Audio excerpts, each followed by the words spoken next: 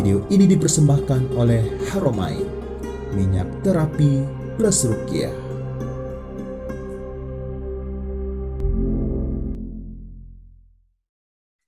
Bismillahirrahmanirrahim. Alhamdulillah wa kafa wassalatu wassalamu ala rasulil mujtaba sayyidina wa habibina wa syafi'ina wa maulana Muhammadinil Mustafa wa ala alihi wa ashabihi wa dzurriyyatihi wa kulli man ittaba'al huda.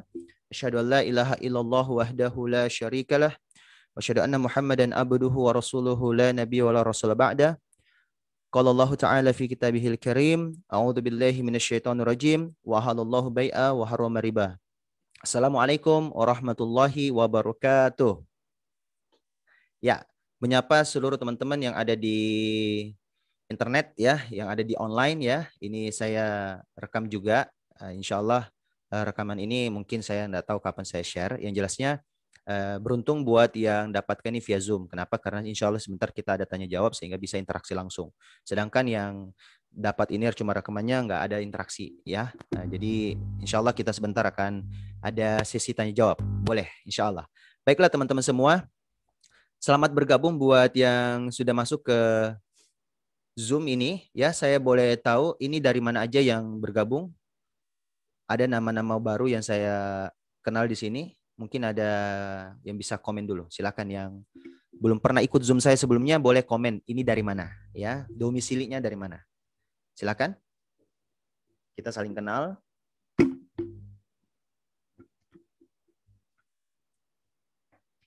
Dari Oke. Terima kasih yang sudah jawab salam saya, Ibu. Ini Ibu atau Bapak nih? Maudia Azka. Wah, dari Pontianak, Masya Allah jauh sekali ya. Dari Makassar kita ya. Oke. Siap. Mahasiswi, wah, sudah berbisnis kayaknya nih ya, Masya Allah. Terus ada Sardin dari Makassar. Oke, terima kasih ya. Udah pertama kali gabung di Zoom saya. Oke, terima kasih.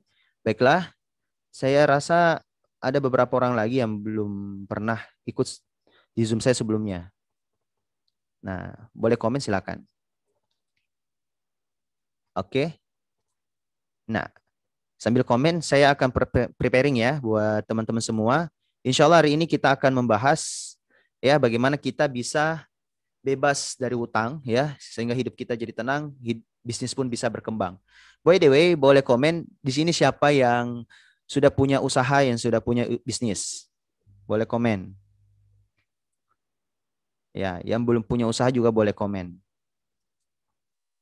Nah, baik teman-teman semua, sambil komen ya, teman-teman, ada fenomena yang sangat mengerikan di era-era saat ini ya. Ada sebuah fakta, ada data di sini. Ternyata, naudzubillah, 159,9 triliun. Wah, ada dana yang dipinjam secara online oleh warga Indonesia. Wah, ini ada fakta. Sebelum saya jelaskan solusinya agar kita bisa punya bisnis yang berkembang, ya kita bebas dari hutang dan juga hidup kita jadi tenang. Itu kita baca dulu ini datanya. Ternyata ada 155,9 triliun. Itu kalau ditulis itu kayak gini nih. Saya share screen ya. Supaya teman-teman lihat bagaimana ngerinya. Ini dia. Anda boleh cek. Nah, kelihatan ya di Zoom ya. 155, ini kayak gini nih. Ini kan baru 159 juta. Ini 150 miliar. Ini kayak gini nih, ini nih. Banyak sekali kan?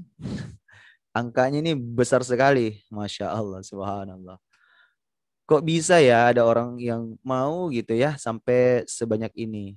Nah, tapi sebelum saya jelaskan sampai ke sana, ada fenomena di lapangan ya yang membuat orang itu kenapa akhirnya memilih untuk berutang ya. Tunggu saya tampilkan lagi. Saya mau kasih gede nih. Nah, tunggu. Oke, wait. Ini enggak ini nih. Udah, itu aja. Yang jelasnya kelihatan ya ini. Anda bisa cek di sini. Anda bisa lihat bagaimana angka ini cukup besar ya cukup besar bagi negeri kita ini, ternyata ada perputaran uang pinjaman. Ini naudzubillah ya. Dan ada 3 kategori orang yang meminjam di online. Ya, ada 3 kategori penghutang. Yang pertama itu karena faktor kepepet. Saking butuhnya gitu ya. Nah, jadi kepepet banget. Jadi akhirnya mereka meminjam. Nah, ini ya wajar aja kalau orang yang kepepet akhirnya mau pinjam uang gitu ya. Nah, tapi ada juga kategori yang kedua, ini faktor lifestyle. Lifestyle ini adalah mereka yang ingin gaya hidupnya terlihat ya, karena faktor ria. Ya, ria itu kita tahu sekali ya, bahwa ria itu pengen dilihat orang. Padahal sebenarnya hidup itu bukan apa kata orang, tapi hiduplah apa kata Allah. Nah, kalau kita berusaha hanya untuk membahagiakan ya mata orang, saya ulangi, membahagiakan mata orang, membuat mata orang itu senang, bahkan mohon maaf ada juga niatnya membuat orang itu makin dengki sama kita, itu naudzubillah. Karena kita menampilkan sesuatu, misalnya kita punya kekayaan, harta apa semua, itu naudzubillah. Nah, itulah kenapa lifestyle ini yang membuat banyak orang yang berhutang juga. Ini sangat-sangat tidak bagus ya. Karena kategori yang pertama tadi yang kepepet itu ya masih dalam batas kewajaran karena memang lagi butuh. Mungkin dia tidak sering, tapi karena kepepet banget akhirnya dia pinjam. Tapi kalau lifestyle ini sudah masalah mental. Ini sudah masalah ya kebiasaan, habits yang sudah tidak bagus ya. Nah, ini yang sebenarnya kita akan bahas juga sebentar, bagaimana kita bisa mengubah ya cara pandang kita tentang hidup ya, tentang hutang, tentang banyak hal, tentang bisnis juga apalagi. Nah, terus yang ketiga masalah ini nih. Orang yang penghutang itu kategorinya ada juga dia ini memang sengaja mau gagal bayar. Galbar bahasanya ya. Ada aja gitu ya. Ada komunitas dia bikin memang sengaja ingin mempermalukan para debt collector, ada yang mau mempermalukan para peminjam uang. Sengaja memang dia ingin ada memang kategori ini yang jahat, ini sudah penjahat kalau kayak gini. Memang sudah niatnya tidak mau membayar. Ya, kalau yang lain mungkin kepepet niat membayar, lifestyle mungkin dia siap membayar. Tapi yang galbar ini, yang gagal bayar ini, naudzubillah, dia sengaja betul meminjam uang, tapi memang tidak ada niatan untuk membayarnya.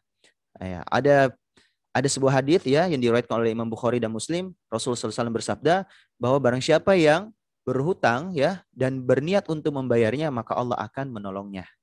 Ya, dan barang siapa yang berniat ya tidak membayarnya pada saat dia berhutang begitu, maka Allah akan berlepas diri darinya. Nah, apa artinya? Ketika Allah sudah tidak ada di antara kita, ya, tidak ada di dekat sudah tidak menuntun kita, tidak menolong kita. Apalagi arti hidup ini kalau kita sudah tidak didekati oleh Allah, kita sudah dijauhi oleh Allah Subhanahu wa taala, termasuk dalam hal hutang piutang. Nah, itulah kenapa orang-orang yang masuk dalam kategori ketiga ini yang gagal bayar ini memang sengaja, bahkan dia buat semacam organisasi memang sengaja untuk merusak orang-orang yang meminjamkan uang. Nah, ada memang ya termasuk ya dia merusak para peminjam leasing begitu ya. Terus juga bahkan bank dia merusak begitu. Nah, ini naudzubillah. Makanya banyak banget yang punya niatan yang sangat tidak baik ini sudah pidana ya, sudah pidana karena dia faktor kejahatan. Sedangkan sebenarnya hukum hutang itu ya kalau ini namanya perdata. Nah, kalau sudah tidak ada niatan, dia sudah seperti menggelapkan dana, sudah tidak mau membayar, memang betul-betul dia lari, dia sudah tidak ini, maka naudzubillah itu sudah masuk dalam pidana ya, sudah masuk dalam pidana. Maka yang saya ingin sampaikan di sini adalah kita membuat ya itu tadi ya, kita membuat level cukup. Karena kita ini kadang tidak memiliki level kecukupan dalam hidup kita, dalam pikiran kita. Nah, kita biasa pengen ya itu tadi yang di kategori kedua, kita biasa masuk di kategori kedua. Rata-rata orang berhutang itu ya pengen mobil, beli mobil, itu karena pengen dilihat aja gitu ya oleh keluarga kalau pulang kampung. Terbukti sekarang pada saat pandemi Anda tidak pulang kampung untuk menampakkan kendaraan Anda lagi ya kan? Naudzubillah. Nah, nanti saya akan ceritakan juga kisah nyata yang saya alami bagaimana mobil yang saya punya itu akhirnya saya lepas. Padahal sisa 4 bulan saya harus bayar cicilannya dan saya tidak pernah kena denda. Yang saya tidak pernah telat bayar. Tapi kenapa saya akhirnya melepaskannya? Ya, itu karena faktor ada hal ya. Ada 3 jenis orang itu dalam berhutang. Ada yang dia ketika mau bayar, dia kalau dia sudah tobat dari apalagi riba, dia sistem akuntansi. Mohon maaf, dia itu sudah amputasi, mohon maaf. Dia amputasi hutangnya. Jadi kalau dia berhutang, dia misalnya ambil leasing mobil, dia amputasi betul. Jadi dia potong aja udah dah, nggak mau lagi dia bayar. Sudah. Dalam artian dia lepaskan mobilnya, dia sudah tidak ada hutang lagi, dan dia sudah ikhlaskan mobil tersebut. Nah, dia bahkan tidak ambil sama sekali pokoknya dan sebagainya. Ada yang seperti itu. Ada juga yang dia rawat inap, ada juga yang rawat jalan. Nah, rawat inap, rawat jalan ini ada kemiripan. Yakni dia tetap bayar, tapi dia bertobat dulu. Apalagi masalah utang riba. Karena riba ini kan dosa. Wa halallahu bai'a wa harrama riba. Di mana ketika orang itu fokus dengan riba, ya ini naudzubillah. Karena memang ya itu tadi dia niatannya hanya untuk apa? Iya, untuk lifestyle, untuk dilihat, ya, hanya untuk pengen dikenal bahwa ya udah punya ini, punya itu, padahal itu masih cicilan semua.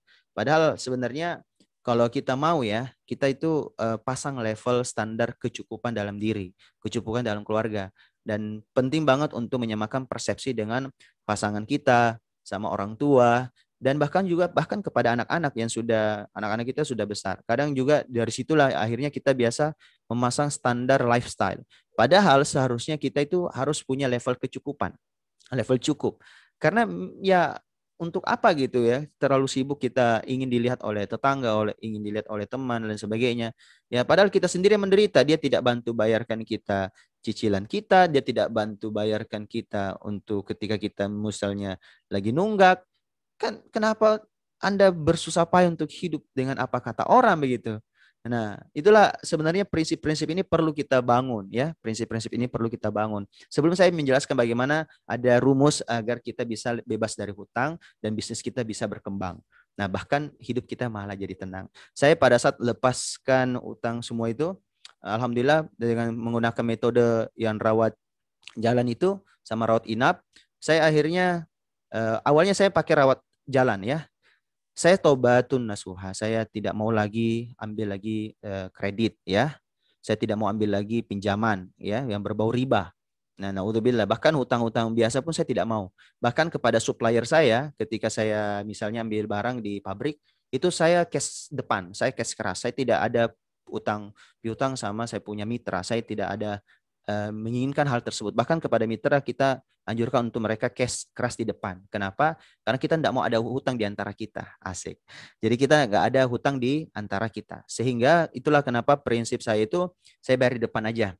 Nah, ketika mobil yang saya miliki itu sebenarnya sisa 4 bulan. Itu saya selalu bayar. Namun ada kejadian yang sangat miris ya ketika salah satu sumber penghasilan saya itu sempat turun. Itu akhirnya saya menggunakan modal usaha saya. Jadi modal usaha saya yang sudah harus berputar, bahkan naudzubillah, bahkan pinjaman dari supplier kepada saya itu dalam bentuk produk itu sampai terpakai modalnya. Sehingga saya wah nggak beres ini kalau udah kayak gini nih. Saya masih sadari itu bahwa udah nggak beres ini. Saya sudah pakai uang modal untuk membayar hutang. Itu kurang lebih ada 2 bulan saya tutupi hanya untuk bayar cicilan. Dan akhirnya saya berpikir, wah nggak beres ini. Ini bisnis sudah tidak sehat kalau kayak gini nih. Saya demi untuk menjaga nama baik di bank, menjaga nama baik di keluarga, ya. Akhirnya saya sendiri yang menderita, ya. Keluarga pun menderita. Karena saya pribadi menggunakan uang modal. Padahal harusnya modal itu tetap harus dipelihara dan dijaga. Tidak boleh berkurang jumlahnya. Bahkan kalau perlu harus bertambah. Jadi modal itu ibarat darah yang harus berputar. Ya, seperti darah kita dalam tubuh itu harus terus beredar dan jumlahnya harus sama. Kapan kekurangan darah, kapan ada yang keluar darah kita, misalnya darah yang sehat ya, yang maksudnya yang ada di tubuh kita secara umum. Beda kalau darah haid ya. Nah, itu darah kotor wajib keluar. Nah, kalau laki-laki kayak kita ini, kita kan punya darah gitu kan, itu harus beredar. Itu harus beredar terus ya, sehingga apa? Sehat dan menyehatkan. Sehingga kalau kita tidak beredar peredaran darah kita pasti nggak sehat. Sama persis air. Air itu kita harus tahu bahwa air itu harus bergerak. Air itu harus bergerak. Bahkan kalau mau berwudu, gunakan air yang mengalir. Karena itu air yang suci dan mensucikan.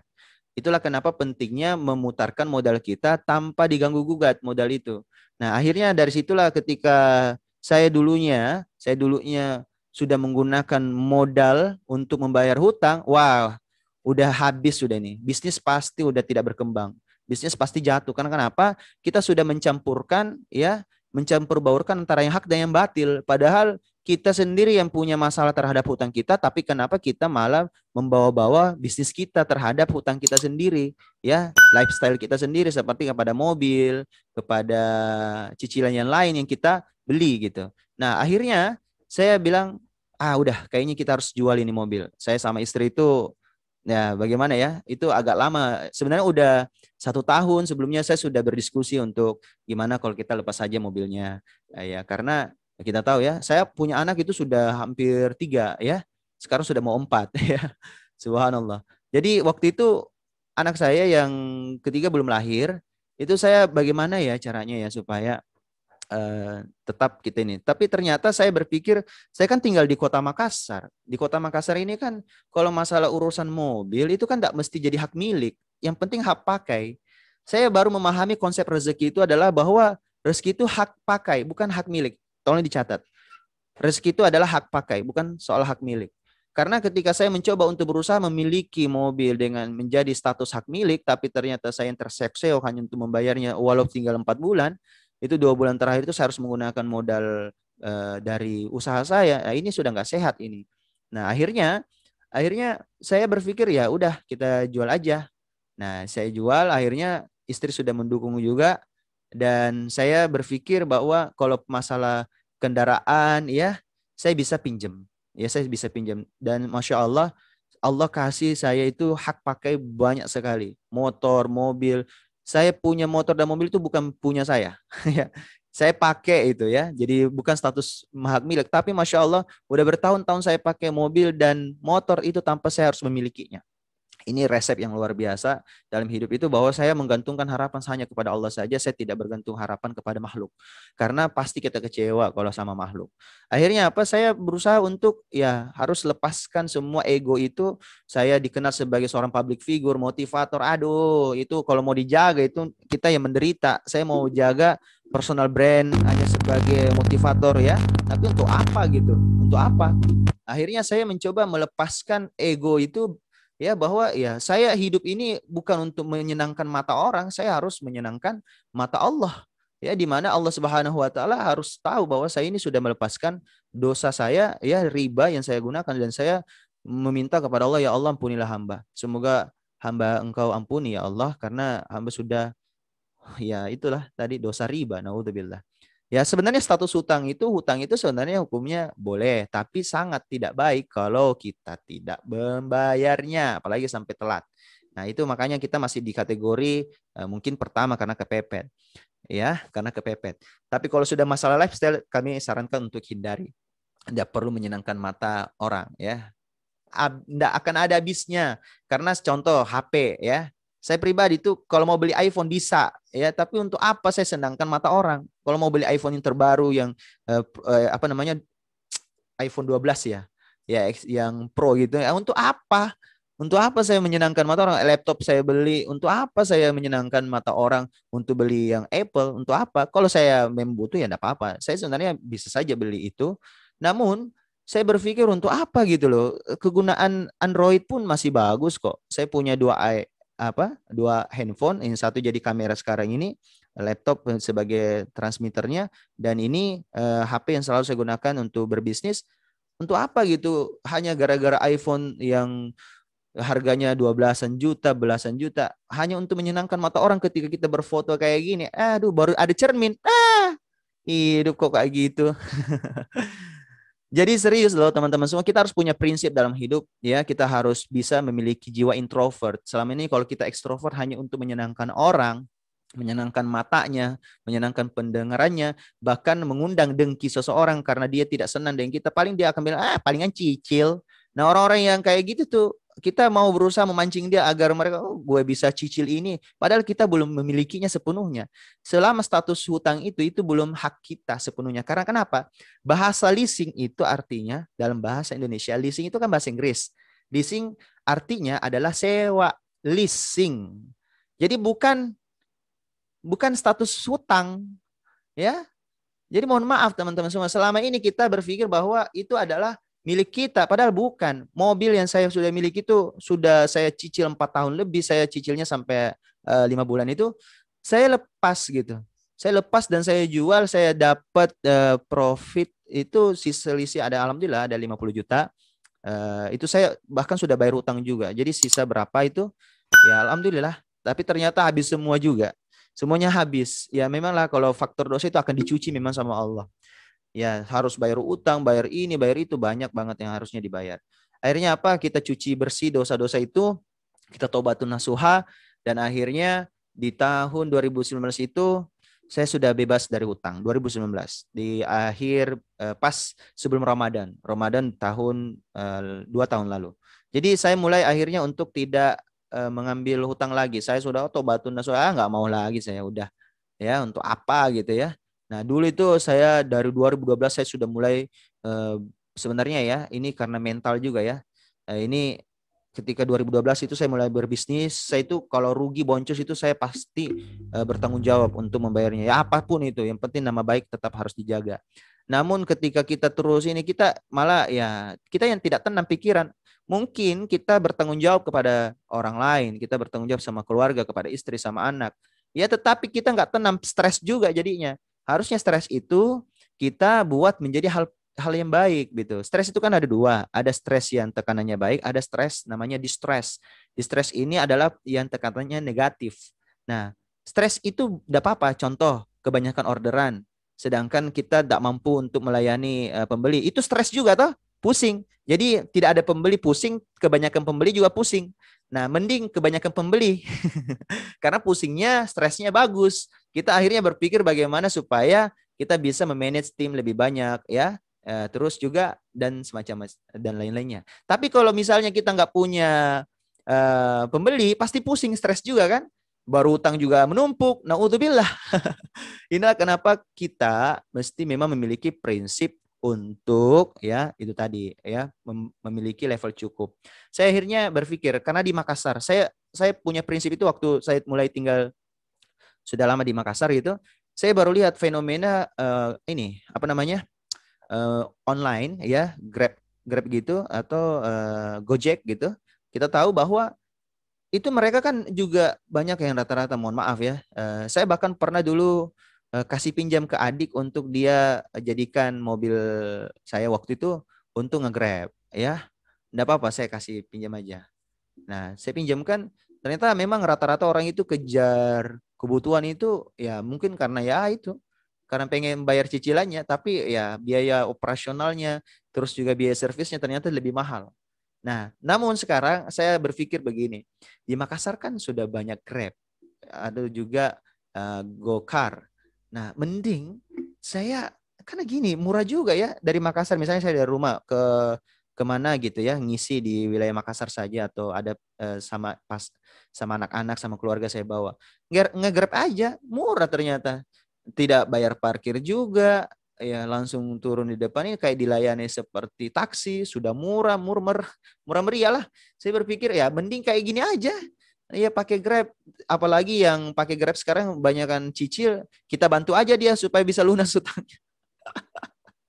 Ya, saya berpikir begitu sih sederhananya kemarin. Akhirnya saya lepaskan mobil dan saya bermotor. Saya cerita teman-teman semua ketika saya bermotor itu, subhanallah, itu tegangnya luar biasa. Saya itu orang yang sudah tidak pernah pakai motor selama 4 tahun. Ya, bahkan lebih. Ya, karena selama ini kan bermobil gitu ya. Jadi ketika saya pakai motor pertama kali itu tegangnya luar biasa. Tegangnya luar biasa. Saya kayak khawatiran gitu ditabrak dari arah sana arah sini karena motor yang lain tuh kan lalu lalang kencang banget. Beda kalau di mobil. Di mobil itu tenang. Ketika kita tutup kaca itu kayak nggak ada bising. Dan ketika bermotor itu, waduh, subhanallah, subhanallah. Tapi saya berusaha, ya Allah, ini adalah langkah saya untuk bisa menjemput ridho-Mu. Apalagi waktu itu, Masya Allah, Allah langsung membalas semua apa yang saya tinggalkan dari dosa-dosa riba itu. Ternyata Allah langsung membalas dengan banyaknya rezeki yang datang dari arah yang banyak sekali. Bukan lagi tak disangka-sangka, banyak sekali, arahnya banyak sekali. Mulai dari job, ya terus saya dapat jadwal ceramah tarawih, itu full selama sebulan. Lumayan ya, itu amplopnya saya memang tidak butuh ya, para ustadz itu nggak butuh amplopnya, dia cuma butuh isinya, itu sekedar info yang menarik ya. Dan Masya Allah ya itu rezeki yang halal kita terima. Saya berusaha untuk menghindari hal-hal yang berbau riba lagi dan Masya Allah kita murnikan, ya, kita murnikan dagangan kita itu dengan apa? Betul-betul jual beli yang halal. Karena wa ahallallahu bai'a wa harrama riba. Allah halalkan jual beli. Nah, ketika kita jual beli itu kalau ada keuntungan namanya laba. Tapi kalau kita hutang piutang ada keuntungan di dalamnya itu namanya riba. Coba dicatat ya, keuntungan dalam bisnis itu namanya laba. Keuntungan dalam hutang piutang itu namanya riba. Yang memberikan pinjaman itu dapat dosa. Yang menerima pinjaman pun dapat dosa. Yang mencatatnya juga dapat dosa. Itu sudah ditegaskan dalam hadis. Itulah kenapa riba ini naudzubillah, naudzubillah. Memang harus dihindari ya dosa riba itu. Itulah kenapa Allah menghancurkan riba tapi menyuburkan sedekah. Sebentar kita akan bahas. Ya, ada banyak sekali pembahasan hari ini.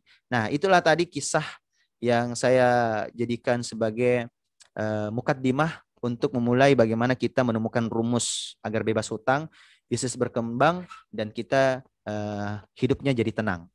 Siap ya? Katakan siap dulu dong. Silakan komen yang siap untuk menyimak lebih lanjut. Komen di bawah silakan. Siap? Silakan di komen dulu saya supaya tahu apakah Anda menyimak. Oke, siap. Masya Allah, 1. Siapa lagi? Ayo silakan komen dulu. Saya tunggu sampai 15 orang. Jangan sampai ada yang lagi ninggalin Zoom-nya, lagi dibiarin aja suaranya. Ya, sudah 4 orang. 5, 6. Apalagi? 7. Lanjut. 8. 9. 6 lagi ya, 6 lagi baru saya lanjut lagi nih. Agar rumusnya nih, saya akan berikan rumus untuk Anda. Ini sudah paten banget nih insya Allah. 10, oke, 5 lagi, 5 lagi. Jangan berulang ya, pastikan orangnya berbeda. Silakan, komen 5 orang lagi. Katakan siap jika betul-betul siap ya. Siap untuk menerima materi berikutnya. Sudah 10, tinggal 5. Ini dari mana aja ya? Masya Allah. Oke, sudah 11 orang. Sisa 4. Sisa 4.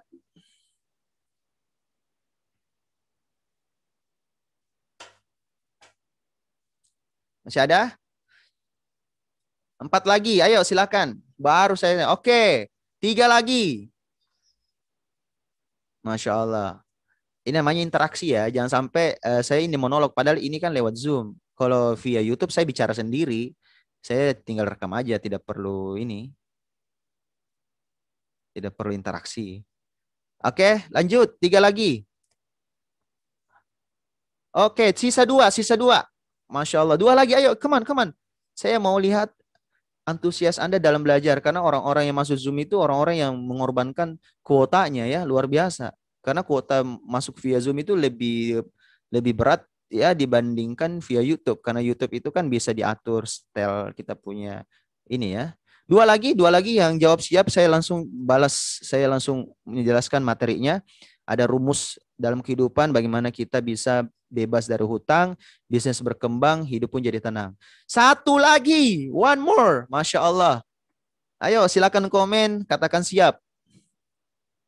1 lagi, kalau sudah 1 lagi saya langsung jelaskan.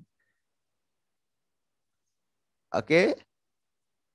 Oke, Masya Allah, antusias teman-teman yang sudah jawab siap, berarti tandanya betul-betul Anda menyimak ya. Masya Allah. 1 lagi ya, 1 lagi yang katakan siap, kita jelaskan. Karena yang gabung di Zoom ini ada 18 orang. Saya di sini ada 2 kamera, ya, jadi ada 2 Zoom, jadi 18 orang.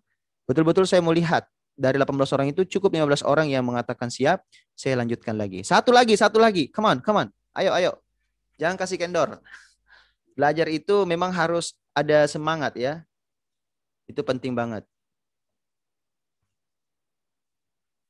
1 lagi. Masya Allah. Terima kasih buat M. Sahrir yang sudah siap untuk menyempurnakan ilmu pada hari ini. Terima kasih yang sudah membalasnya. Ada Muammar Mahabudin, ada saya baca namanya ya, Rizna Suhahrir, Akmal, ada Asniar, Raudatul Jannah, ada Fatma, ada Hernanensi, ada Mat Agung, ada Al Guroba, ada Nurul Ilmi, Jumriani, Hevan, dan di sini oke, siap ya. Ada Syarul Ewako, Maulidia Azka. Oke, thank you. Baik ya, kita mulai. Bismillahirrahmanirrahim. Inilah rumus agar kita bebas hutang, bisnis berkembang, dan kita hidupnya jadi tenang. Siap-siap. Yang pertama, catat. Yang pertama, jadi saya berikan rumusnya itu 5S. 5S, saya ulangi ya, 5S. Apa aja itu yang S itu? 5S itu. Yang pertama, S yang pertama adalah, ini dia, saving. Tolong dicatat, saving. Saya tampilkan di ini ya, di maaf, bukan ini dia. Oke. Wait. Mana. Nah, ini. Saya tulis ya. Yang pertama itu S yang pertama adalah saving.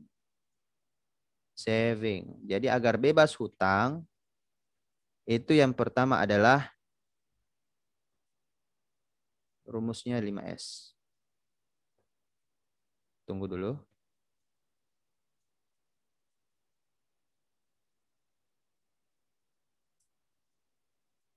Nah, yang pertama apa? Saving. Nah, saya mau cari tahu persepsi Anda tentang definisi saving. Jangan sampai kita salah atau beda persepsi, beda frekuensi. Silakan ditulis di komen apa arti saving menurut Anda. Apa arti saving?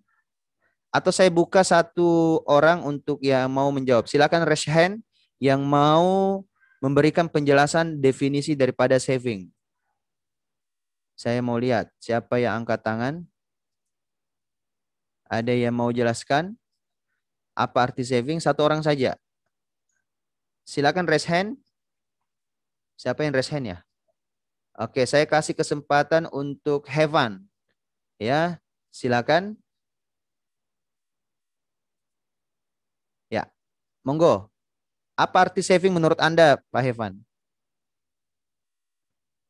Saya sudah minta Anda untuk unmute, boleh di-unmute?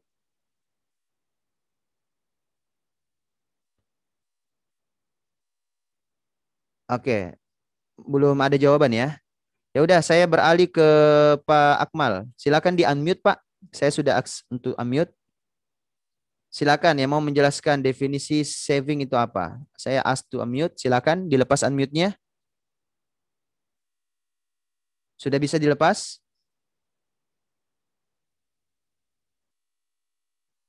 Bisa atau belum? Ada kesempatan untuk Anda yang mau memberikan penjelasannya. Ya, silakan. Ya, Coach.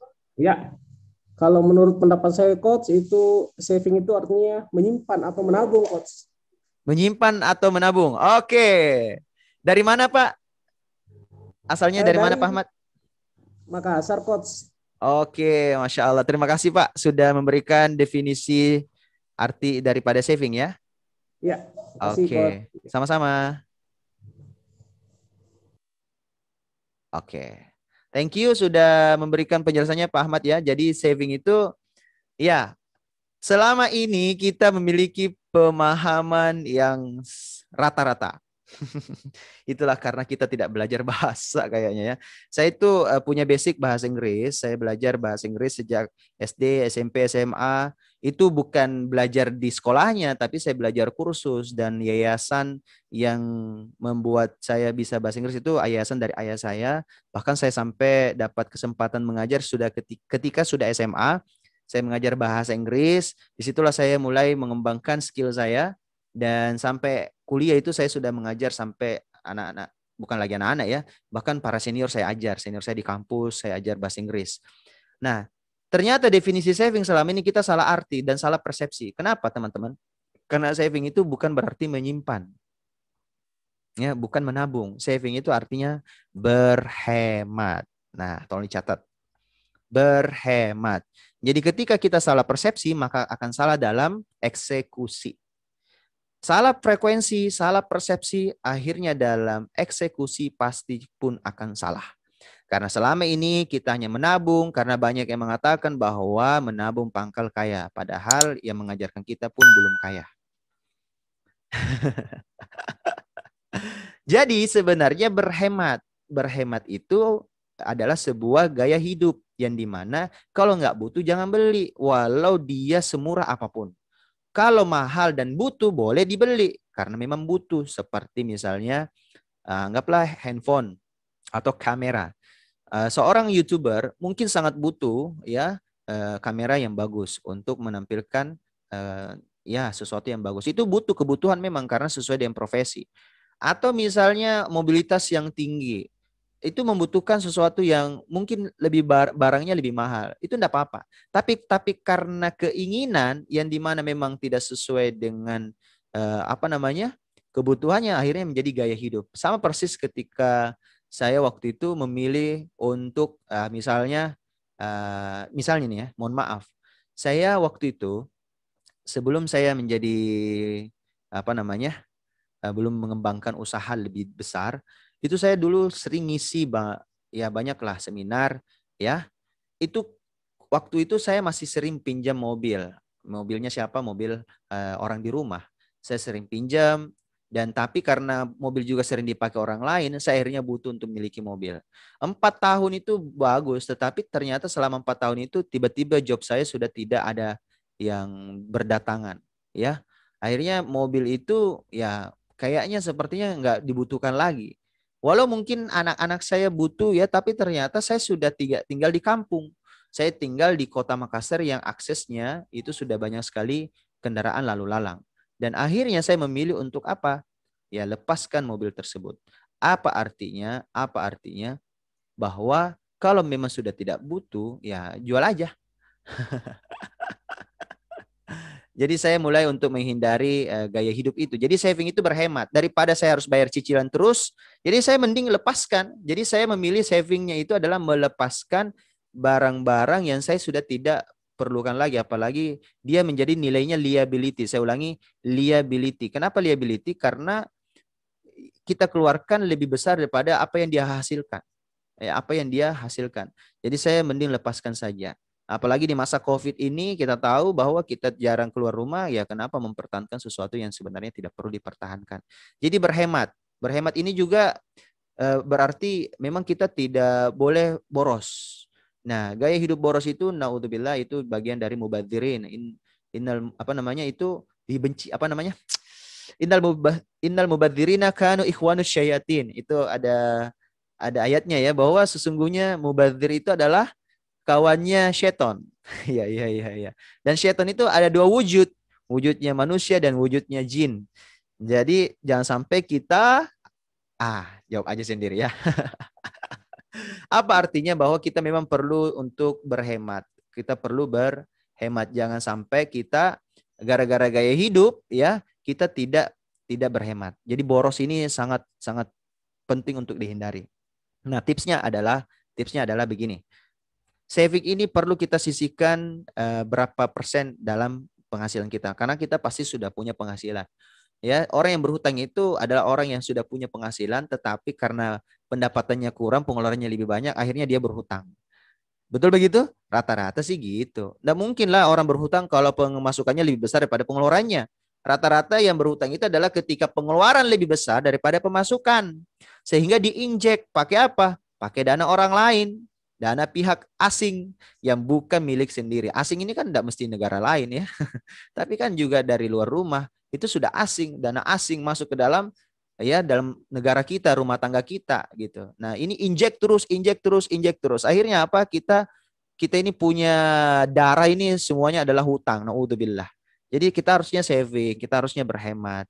Jadi tidak ada lifestyle di sini. Ya, inilah penting banget untuk kita memulai dari untuk tidak boros. Itu yang pertama. Lalu kalau kita sudah rajin untuk berhemat, kita sudah membiasakan itu, mulailah dulu. Contoh nih, rata-rata nih kita ini gampang dengan godaan diskon. Ya, saya kasih tahu teman-teman semua, diskon itu sebenarnya bahasa saving sebenarnya. Ya, bahasa yang digunakan oleh banyak mall. Contoh, ada kata-kata gini, save your money 50%. hemat uang Anda sebanyak 50%. Iya, pala lu hemat 50%, tapi ketika Anda belanja, Anda rugi 100%, padahal Anda tidak butuh. Coba deh pikirkan, kan begini kata-katanya, saya tunjukkan dia, kayak gini nih. Kan katanya saving 50%, ya money 50%. Iya, betul. Ketika Anda menghemat uang Anda 50% pada saat Anda belanja, ketika ada diskon di mall 50%, katanya. Tapi kalau Anda tidak belanja, maka Anda menghemat 100% uang Anda. Ayo, cerdas dong dikit. Ya. Jadi daripada Anda menghemat 50%, mending hemat 100% karena tidak ada uang yang keluar. Ini. Pertimbangkan ya. Anda ini mau dibodohi dengan sales yang terkutuk. Ya, diskon-diskon yang terkutuk. Padahal Anda tidak butuh, pakaian Anda sudah terlalu banyak di lemari. Lalu Anda sendiri tidak pernah pakai pakaian lama. Naudzubillah, bahkan saya kasih tahu teman-teman semua, para emak-emak apalagi para gadis, itu ketika koleksi bajunya itu sudah lebih dari, mohon maaf ya, kalau sudah lebih dari 90 atau lebih dari 30 itu sudah rentan daripada dosa. Kenapa? Karena pakaian itu kalau lebih dari 3 bulan tidak terpakai itu bisa jadi bahan bakar di neraka. Ketika sudah 3 bulan tidak terpakai, maka segeralah untuk menggunakannya dalam bentuk lap. Kalau memang sudah tidak ada pakai ya, atau Anda sedekahkan, atau Anda sudah lepaskan aja. Makanya kenapa Umar bin Khattab itu memilih untuk hidup sederhana. Bahkan walaupun beliau ini memiliki ladang sampai 70.000, itu nilainya sekitar 1,2 triliun nilai ladangnya. Itu nilai ladang beliau pada saat beliau sudah meninggal ya. Karena beliau sudah wakafkan semua, ternyata diaudit oleh negara masih banyak hartanya yang belum teraudit. Masya Allah, masih ada 70.000 ladang. Ini ada bukunya di sini, ada buku Fikih Ekonomi Umar, nanti saya tunjukkan. 70.000 ladang yang masih tersisa, ya. Subhanallah. Apa artinya? Umar bin Khattab saja ketika hidup itu cuma memakai 2 pakaian. Hari ini dia pakai. Kalau sudah pakai, dia cuci, besoknya pakaian yang berbeda. Itu aja bolak-balik. Ya, memang pakaian itu memang harus dipertanggungjawabkan. Kalau saya pribadi tidak memilih cuma 2 pakaian. Namun kita harus bisa mempertanggungjawabkan untuk memakainya dalam waktu 3 bulan. Ya, dalam waktu 3 bulan. Itulah kenapa koleksi baju kita ini, wah, ini bahkan saya kasih tahu ya, jaket saya ini saya kasih tahu teman-teman semua. Udah lama sekali, sejak 2012 jaket saya ini. Sampai saya saya sampai kegemukan nih ini. Udah ini 2012 jaket saya ini, saya pakai waktu pertama kali jadi seorang public figure, saya pakai lagi hari ini. Ya, karena saya khawatir takut dosa ya, saya biasa pakai ya karena naudzubillah nanti khawatir. Bahkan ini udah robek sebenarnya di keteknya, saya tidak mau kasih lihat. Jaket saya ada, jas ada, tapi saya nggak mau pakai. Saya sengaja pakai jaket ini ya, khawatir lah ya. Nanti jadi dosa kalau nggak pernah dipakai. Sayang jaketnya. Ini udah robek seharusnya. Ya, kalau saya pun sedekahkan orang nggak mau ambil, jadi mending ya dipakai sesekali aja. Serius loh, ini ada robek ini keteknya. Mau kasih lihat? Mau? Jangan dah, malu. Nantilah, sebentar saya tunjukkan ya. Ini hanya untuk Anda. Ya. Serius, ini kenapa saya harus tunjukkan ini. Kita ini tampil apa adanya. Serius, saya sebagai motivator, sebagai pengusaha, sebagai trainer, mubalik juga, menulis buku. Tapi kalau saya jaga image, jaim mulu, saya bilang waduh, enggak bisa. Itu enggak bisa. Kita tetap bisa menjaga image, ya. Kita tetap menjaga reputasi. Itu perlu. Itu namanya personal brand. Namun tapi kalau terlalu jaim begitu ya, sampai-sampai kita enggak terlihat seperti terlalu ini gitu, jaim banget gitu. Itu juga enggak bagus. Tapi jaim yang sebenarnya itu adalah jaim, jaga iman. Jaga iman itu yang penting. Ya, terlalu jaim gitu ya. Ya, ini saya kasih tahu aja teman-teman semua ya. Ya, saya tampilkan apa adanya aja. Ya, itulah saving ya. Jadi menghemat 100%. Jadi pilih mana? Hemat 50% atau 100%. Jadi kalau perlu nih, kalau mau beli barang, ini rumusnya. Kalau mau beli barang, saya tunjukkan lagi ya. Kalau mau beli barang, ya, pikirkan dulu. Ya, pikirkan 7 hari. Diamkan dulu selama 7 hari. Baru Anda beli. Kalau sudah 7 hari dan masih keinginan untuk beli, boleh beli. Artinya memang betul-betul Anda butuh. Tapi kalau dalam 7 hari sudah lupa itu, berarti memang Anda tidak butuh. Itu cuma keinginan dan angan-angan. Itu hanya keinginan dan angan-angan. Jadi kalau Anda dapat promo, ya ada misalnya tawaran, itu 7 hari. Kalau paling cepat itu 3 hari. 3 hari. Jadi pikirkan dalam 3 sampai 7 hari. Kalau memang butuh, ya bagus. Ini khusus untuk belanja konsumtif ya. Belanja konsumtif. Sesuatu seperti pakaian, celana, dan macam-macam kayak benda-benda souvenir. Seperti kayak ada itu promo-promo yang di sponsor iklan itu kadang yang muncul itu sesuatu yang saya itu kadang pikirkan dulu. Saya save aja dulu. Saya save dulu. Saya save dulu iklannya. Lalu saya tunggu. Saya tunggu 7 hari. Kalau saya nggak tertarik lagi, oh berarti memang nggak butuh. Itu penting sekali untuk mendiamkan dulu selama berapa hari? Betul, 3 sampai 7 hari. Ya, kalau sudah 3 hari baru ternyata Anda lihat lagi ternyata nggak butuh, berarti memang nggak butuh. Itu cuma keinginan dan angan-angan. Bisa dipahami ya? Oke, teman-teman. Lanjut. Ayo komen dulu, lanjut atau jangan lanjut. Kalau bilang lanjut, kita lanjutkan ke S yang kedua. Silakan komen. Saya tunggu 5 orang yang komen lanjut, saya lanjutkan. Gaspol, mantap. Lanjut, oke, sudah 3, 4, 5, 6, 7, 8, 9, 10. Sampai 10 saya udah cuma minta 5 yang balas 10. Masya Allah, antusias Anda luar biasa ya. Baik. Karena Anda antusias, saya akan beberkan ilmu dari Allah. Ya, ini bukan ilmu dari saya pribadi. Ini datangnya dari Allah, dari Rasulnya. Oke, saya tampilkan. Nah, apa S yang kedua dari rumus 5S setelah saving? Yang kedua adalah silaturahim. Jangan menghindari orang. Biar ada hutang sama orang tersebut, tetap jaga silaturahim. Jangan ganti nomor. Karena nomor itu, nomor HP, nomor WA adalah alamat kedua Anda. Sekarang demografi bukan hanya tinggal di rumah fisik, tapi juga kita tinggal di dunia online. Jadi please, jaga silaturahim. Jangan gonta-ganti nomor, jangan menghindari orang-orang. Silaturahim, tetap ketemu. Tetap ketemu. Ya, sampaikan apa adanya bahwa insya Allah. Ya bilang aja kalau memang belum mampu. Ya bilang aja kalau memang belum mampu. Bahkan kepada pihak bank dan leasing pun, itu jangan menghindari untuk bertemu dengan pihak mereka. Serius.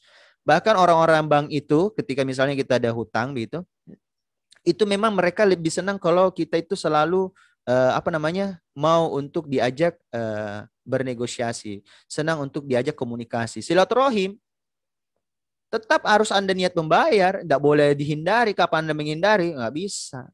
Namun negosiasi, tunggu ya Pak, 3 bulan kemudian.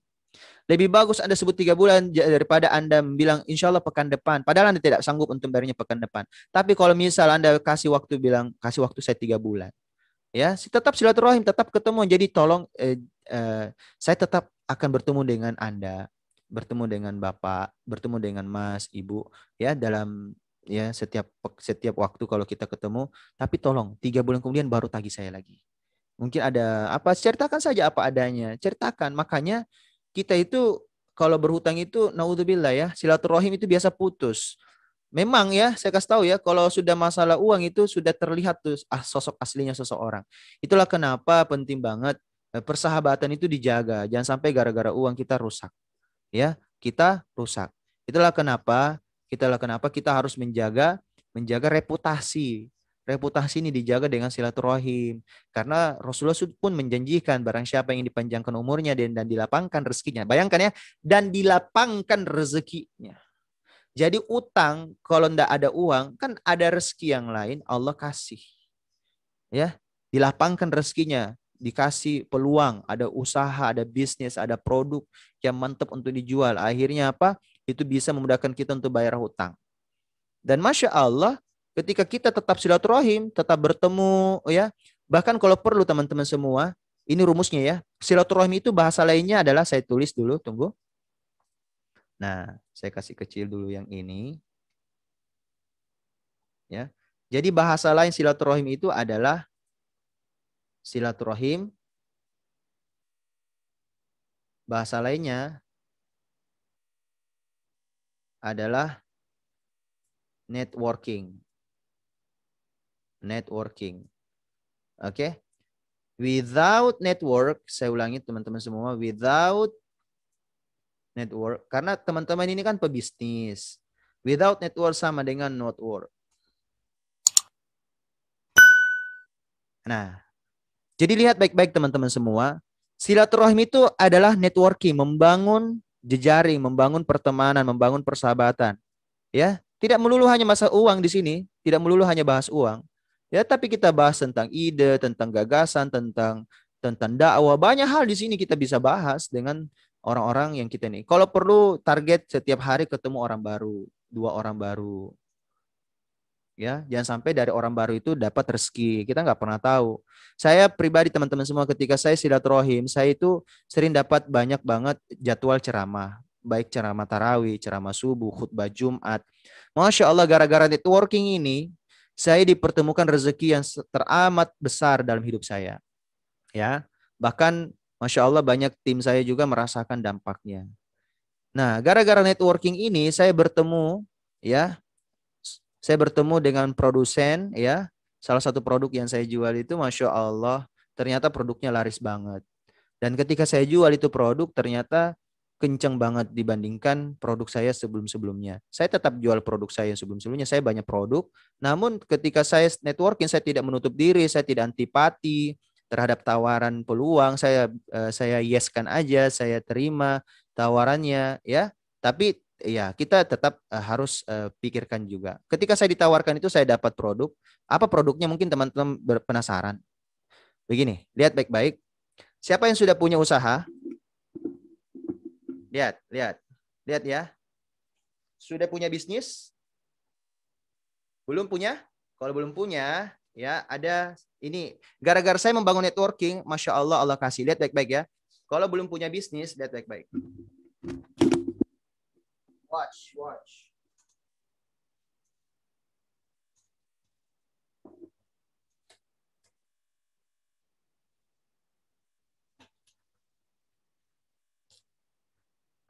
Ini waktu itu silaturahimnya di waktu subuh. Saya diundang ngisi ceramah subuh. Saya datang lintas kota. Saya dipertemukan produk ini. Jadi ketika saya dipertemu produk ini, namanya Haramain, yang ini. Masya Allah, di antara semua produk saya ini yang laris banget. Akhirnya banyak banget yang menjualnya. Oh ya, saya tunjukkan yang robek dulu ya. Ini nih. Ini udah robek kan? Saya punya jaket.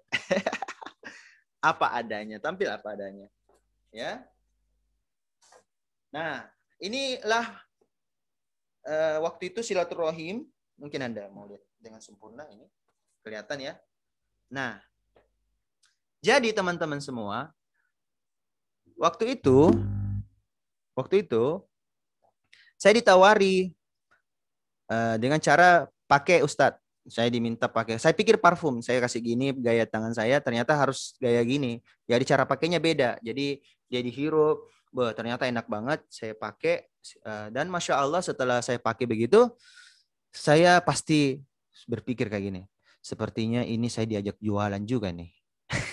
Saya berpikirnya gitu, tapi saya saya berprasangka baik aja karena namanya juga sesama, ya, namanya juga informasi, kita terima aja. Akhirnya saya bawa 1 botol sampai pulang di rumah. Tapi by the way saya tidak lupa dikasih juga ini, dikasih amplop karena baru-baru habis ceramah. Jadi saya bawa 2 rezeki, 1 botol Haramain sama amplop yang isinya ada uang. Saya pulang, saya simpan di rumah, saya tidak pakai, cuma istri, mertua, sama orang tua yang pakai. Masya Allah mereka respon bagus. Dari situlah akhirnya saya mulai untuk pasarkan. Karena mereka saja bilang, wih, 3 orang di rumah sudah mengatakan bagus. Artinya testimoninya bagus nih. Dalam waktu cuma 2-3 hari aja mereka pakai, udah terasa khasiatnya. Saya bilang, ini produk kok kencang sekali ya. Bagus sekali reaksinya. Bahkan orang-orang di rumah, ya udah, saya kasih masuk di toko online saya. Dan Masya Allah, Alhamdulillah, itu dalam 1 bulan penjualan mengalahkan 5 tahun usaha online saya yang lain. Jadi saya tidak antipati waktu itu, ya saya cuma membuka diri. Akhirnya saya memutuskan untuk jadi supplier. Jadi saya bikin PT-nya. Di sini ada PT-nya namanya PT H2O. H2O itu Hijrah Hani Olim. Jadi itu adalah proses hijrah saya dan membuat saya akhirnya inilah hijrah saya 2 bulan setelah saya tinggalkan riba, saya jual itu mobil. Saya waktu itu kan berpikir gini, saya sudah ceramah tarawih dalam bulan Ramadan, tapi apakah masih ada jadwal ya? Kalau serutin itu kan tidak mungkin. Kalau ceramah tarawih kan tiap malam. Sedangkan habis Ramadan udah nggak ada jadwal lagi. Saya akhirnya dipertemukan Haramain ini dan Masya Allah banyak banget yang juga merasakan dampaknya. Ada tim kami yang jual sampai 1.000 botol per bulan, 500 botol, ada yang 100 botol per bulan. Masya Allah. Ya, kita juga bina mereka. Jadi silaturahim awalnya. Jadi jangan menutup diri, networking ya. Jangan sampai dari networking itulah sebenarnya ada rezeki Anda. Nah, itu dia teman-teman semua ya. Ya. Lanjut. Lalu, kalau teman-teman semua sudah silaturahim, jaga silaturahim, bangun networking, ini penting, penting. Oke, boleh cek apakah suara saya keluar? Saya rasa keluar ya. Karena sini saya pakai 2 HP, di sini keluar suaranya. Nah, boleh komen suaranya apakah jelas atau tidak? Boleh komen dulu. Jelas, 1, 2, 3. Jelas semua. Berarti ada masalah sinyalnya mungkin teman-teman yang merasa tidak jelas suaranya ya. Oke. Baik. Masya Allah. Lanjut. Kita ke S yang ketiga. Waktunya masih ada setengah jam lagi ya. Insya Allah. Yang ketiga adalah S yang ketiga adalah sharing. Saya tampilkan lagi. Yang ketiga adalah sharing. Apa itu sharing? Berbagi. Kalau Anda mau lebih jelas itu kayak tombol share. Ingat aja, sharing itu seperti tombol share. Anda bagikan sesuatu yang Anda tahu, sesuatu yang Anda rasakan, sesuatu yang Anda pernah nikmati, tapi orang lain juga inginkan mereka juga menikmati hal yang baik dan sama, maka tekan tombol share. Jadi sharing ini banyak, seperti ilmu Anda. Mungkin uang Anda sedikit, mungkin uang Anda terbatas gara-gara kita masih ada hutang. Tapi ilmu Anda, pengalaman Anda, ya pikiran Anda itu kaya. Ya, itu sangat kaya. Maka mulai dari situ. Saya ketika punya uang yang dikit, tapi karena saya belajar, saya hafal banyak hal gitu ya. Dalam artian saya jadi mubalik, ya saya mulai dari situ. Saya seorang motivator, saya mulai dari situ. Saya ngajar bahasa Inggris, saya mulai dari situ. Saya mulai menjual saya sharingkan sesuatu yang saya miliki. Tidak mesti berbayar, tidak mesti berbayar. Ya, kalau ada yang kasih alhamdulillah, kalau enggak perlu minta. Itu namanya sharing. Jadi sharing ini memang tidak ada niatan duit, no duit. Fokusnya apa? No duit, fokusnya tauhid.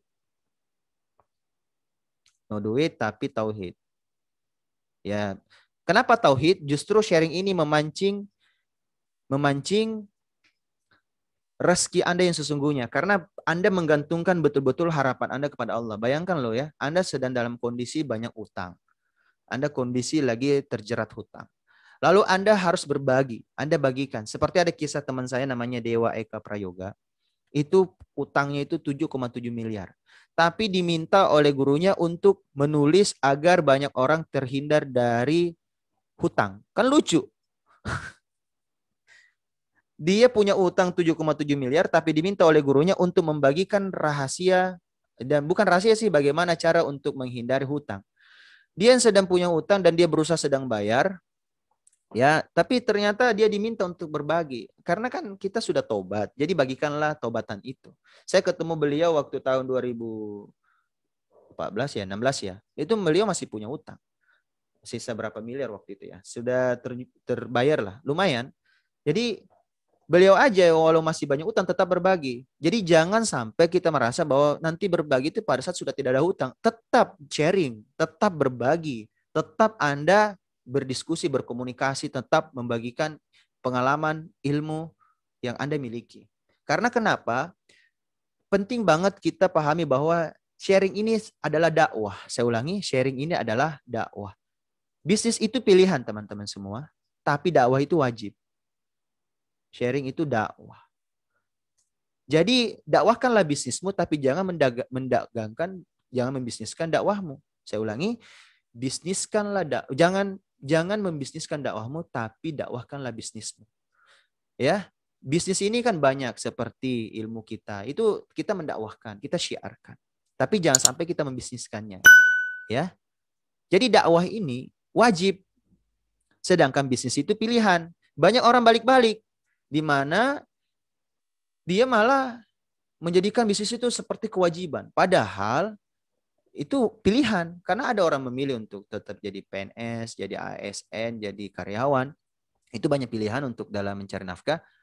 Namun dakwah itu dakwah itu wajib bagi siapapun. Dan tidak menunggu mesti sempurna ilmu itu. Al-Quran pun waktu turun itu butuh 23 tahun. Apakah Abu Bakar Siddiq menunggu 100% sempurna Al-Quran itu turun dalam waktu 23 tahun baru berdakwah? Oh tidak. Justru ketika beliau pertama kali masuk Islam, itu belum sempurna ayat-ayat Quran itu. Bahkan Al-Fatihah belum turun. Kita ini sudah hafal Al-Fatihah, tapi tidak pernah baligul ani walau ayah. Kita tidak pernah mendakwahkannya walaupun satu ayat. Na'udzubillah. Sedangkan Abu Bakar Siddiq belum hafal Quran, baru kalimat la ilaha illallah Muhammad Rasulullah yang beliau lafalkan di dalam lisannya dan dia yakini dan dia amalkan, baru itulah dia dakwahkan. Dia proklamirkan kepada orang-orang terdekatnya. Akhirnya 9 orang keesokan harinya masuk Islam. Kita tidak pernah tahu bahwa sharing kita itulah yang membawa rezeki terhadap kita. Kita tidak pernah tahu di sharing yang mana. Itulah kenapa tetaplah berbagi. Jangan sharing hal-hal negatif, sharing hal-hal positif. Di status Facebook Anda mulai ganti dengan hal-hal yang positif. Mulailah bikin status-status yang baik. Ya, coba untuk berbagi ya, sesuai dengan bidang ilmu Anda. Kalau Anda di dunia kesehatan, Anda bagikan tentang ilmu kesehatan. Kalau Anda di dunia parenting, Anda bagikan tentang ilmu parenting. Kalau Anda di dunia macam-macam, Anda bagi. Kalau misalnya Anda punya ilmu desain, coba Anda bagikan kelas gratis misalnya untuk 10 orang. Dan ketika orang itu merasakan manfaatnya, Anda bisa ajak mereka berpartner. Siapa tahu mereka bisa bantu jualkan kelas Anda. Bisa begitu. Jangan sampai dari sharing itu Anda terjadi silaturahim. Silaturahim itu hasilnya menghasilkan profit. Kita nggak pernah tahu teman-teman semua. Yang jelasnya luruskan saja niat Anda berbagi. Ya, Anda berbagi. Tauhid di sini akan menjadi semakin kukuh dalam hati Anda karena kenapa Anda tidak menggantungkan harapan Anda ke makhluk tapi menggantungkan harapan Anda kepada Allah. Saya pribadi betul-betul memulai untuk pusing amat apa kata orang. Ya, ketika saya mulai sudah tidak pakai mobil, tapi Masya Allah ketika saya jual itu mobil malah pakai mobil. Mobil saya pakai sampai sekarang pakai mobil ya. Itu nggak mesti beli ternyata. Jadi ada 4. Saya kemarin itu bikin status, ada 4 ciri orang yang memiliki mobil. Pertama, ada yang cara berhutang, baru dia memiliki mobil. Ada yang cara dia tanpa beli, dia bahkan memiliki mobil. Tanpa beli, dia memiliki mobil. Ada yang mesti beli, baru memiliki mobil. Yang kedua tadi yang saya sebut itu bisa tanpa beli, bisa memiliki mobil. Dan lucunya ada orang yang beli mobil, tapi dia tidak memiliki mobilnya. Orang yang cicil, belum tentu jadi miliknya. Itu kategori yang keempat. Makanya ada pilihan dalam hidup ini. Apakah Anda mau memiliki mobil tanpa mesti membelinya? Bisa, ada caranya. Caranya bagaimana? Pantaskan diri Anda. Ya, pantaskan diri Anda. Ketika Anda sudah memantaskan diri, ya, tauhid Anda semakin kuat, insya Allah Allah akan datangkan itu. Mobil itu tidak mesti jadi hak milik, hak pakai. Contoh, ada kisah seorang ustadz yang tinggal di pojok sebuah perumahan. Itu dia cuma pakai motor dan motornya Supra yang paling tua pula. Kalau bunyinya itu tapi ternyata teman-teman semua orang-orang di sekitarnya itu orang-orang yang punya, orang-orang yang berada, dan mereka ini semua punya masalah kesehatan. Mobilnya nggak kepake. Bayangkan, gara-gara ini dianjurkan oleh dokter, Pak, mulai saat ini rajin bersepeda dan jalan kaki ya, kalau ke kantor nggak perlu pakai mobil dulu. Dan akhirnya mobilnya nganggur. Ya, jadi ternyata rezekinya bukan mobilnya karena dia kena sakit, ada asam urat, dia rematik, nah dianjurkan untuk apa? Bergerak. Ya. Dan akhirnya mobilnya itu nganggur aja. Seorang ustadz tiba-tiba ditawari seorang ustadz ini bilang, "Ustadz, pakai dong mobil kami, kayaknya kalau Anda pakai bisa didoakan semoga kami sehat selalu." Bayangkan, seorang ustadz yang tak punya apa-apa pun bisa ternyata memiliki tanpa ini penting banget. Makanya kenapa ilmu tauhid itu penting. Ilmu tauhid itu penting. Ya. Bisa dipahami ya? Kayaknya kita harus samakan frekuensi lebih dalam lagi soal masalah iman ini. Ya, tauhid itu butuh iman yang sangat tinggi. Ya. Penting banget. Saya tidak bisa bahasakan lebih dalam, nanti kalau kita ketemuan atau bahas berikutnya, ini bisa lebih dalam lagi pembahasannya. Yang jelasnya apa? Anda sudah harus mulai melepaskan ya ketergantungan Anda terhadap makhluk dan terhadap harta. Saya pernah itu ya, ini masuk juga dalam poin keempat. Ya, S yang keempat, rumus keempat. Ini akan saya jelaskan nih. Di S yang keempat ini, setelah Anda saving, silaturahim, dan sharing, yang keempat itu adalah ini dia. Saya catat. Yang keempat itu adalah sedekah. Ya. Sedekah itu adalah selalu dekat Allah. Terlihat jelas? Nah, jelas ya? Jadi selalu dekat Allah. Jadi sedekah ini, saya waktu itu saya sharing teman-teman semua ya. Pernah saya mau menerbitkan buku perdana saya, The Miracle of You. Tunggu saya cari. Ini tebal banget nih buku. Ini buku Fikih Ekonomi Umar. Ini yang saya maksud tadi di sini tentang bagaimana Umar bin Khattab mengajarkan kita tentang berbisnis, tentang ekonomi, luar biasa, tebalnya luar biasa. Nah, ini buku saya ya. Buku pertama saya The Miracle of You, dulu masih cetakan warnanya biru. Yang pembaca pertama saya pasti tahu lah.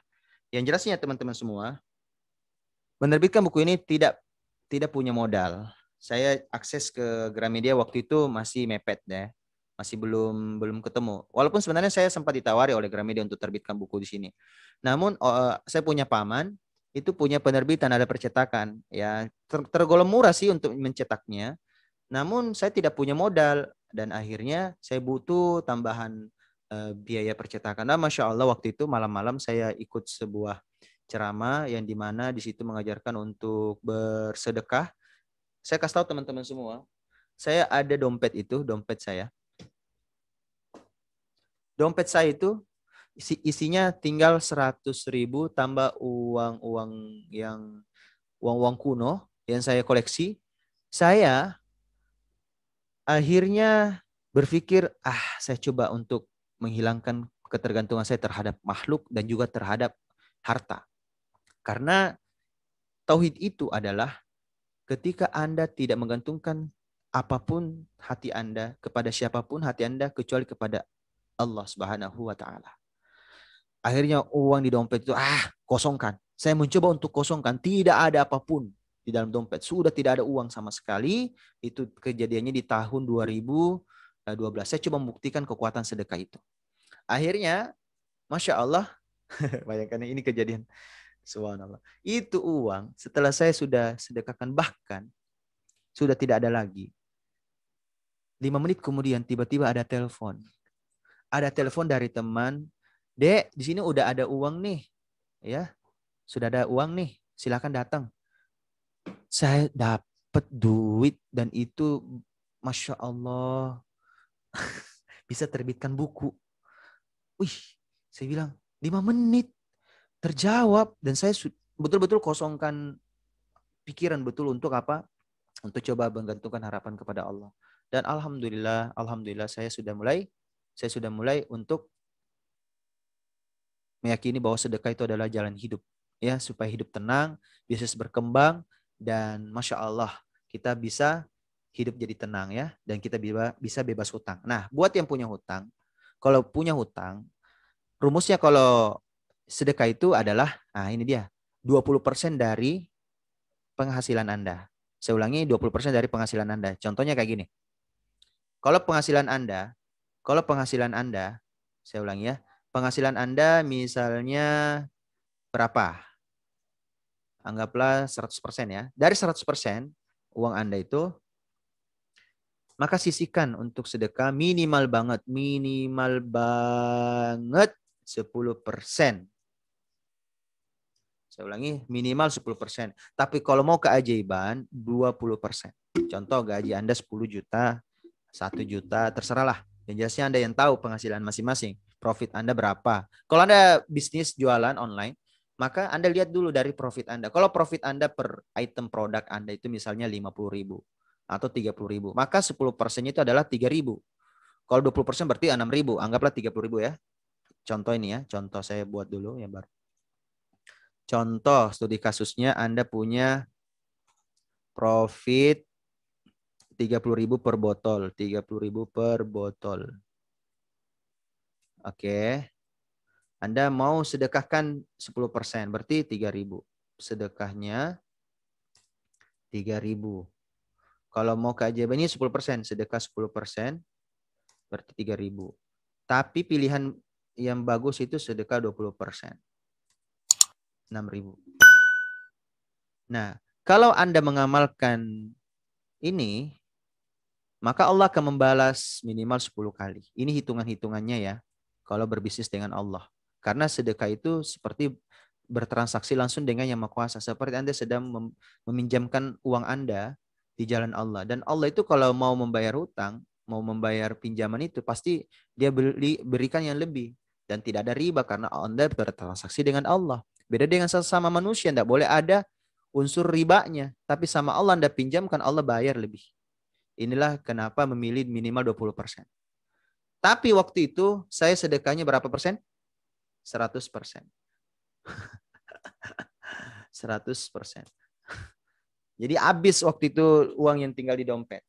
Itu sedekah langsung. Saya pernah juga sedekahkan. Pokoknya banyak lah. Banyak kejadian, disitulah keajaiban demi keajaiban terjadi. Banyak banget berdatangan ya peluang-peluang lah. Yang jelasnya sedekah ini luar biasa ilmu kehidupan ya. Karena sedekah juga ini bisa menolak dari bala, bencana ya. Banyak banget manfaatnya. Ada 4 manfaatnya. Pertama, melipat gandakan rezeki. Ya, bahkan lebih. Bukan cuma melipat ganda, kalau melipat ganda cuma 2 kali, ini 10 kali lipat. Lalu yang kedua, menolak bala. Ya, terjadinya banyak bencana itu karena banyak orang yang kurang bersedekah. Mohon maaf.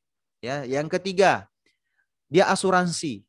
Asuransi langsung dari Allah. Jadi saya itu menghindari asuransi dengan ini pihak apa gitu ya. Mohon maaf, saya menghindari asuransi dengan makhluk. Karena asuransi sama Allah langsung.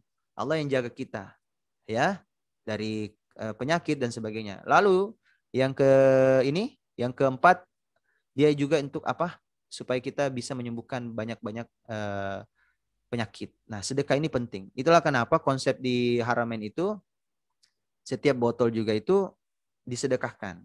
Setiap botol itu ada yang disedekahkan. Sehingga kita niatkan semoga Allah Subhanahu wa taala menyembuhkan penyakit orang-orang yang memakainya. Karena memang kita banyak hal ya, selain bahannya memang tibun nabawi, terus juga ada nilai sedekahnya. Jadi memang banyak faktor. Selain juga ada ruqyahnya, itu banyak faktor. Jadi Haramain ini walau dari rumah kita jualan ya, jualannya dari rumah bisa menghasilkan rupiah dengan produk ruqyah. Hasilnya berkah. Nah, karena kenapa? Ada sedekah. Nah, itu dia.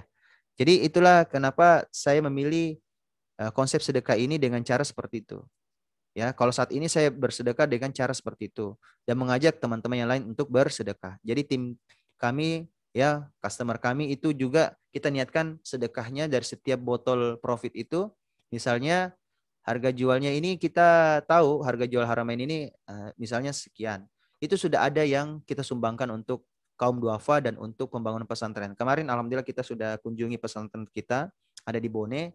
Itu dampaknya juga ke sana. Didoakan oleh anak-anak santri. Kita minta kepada anak santri untuk mendoakan para Haramain family dan juga customer. Semoga mereka sembuh. Jadi memang penting banget sedekah ini. Sedekah ini selalu dekat Allah. Kita transaksi langsung sama Allah. Manfaatnya banyak banget. Jadi please buat teman-teman semua amalkan sedekah ini. Ya. Nah itulah rahasianya teman-teman semua ya. Nah di sini ada Haramain family yang gabung nih. Tidak apa-apa. Ya, ada yang sudah jadi reseller, agen, distributor Haramain. Baik, itulah sedekah.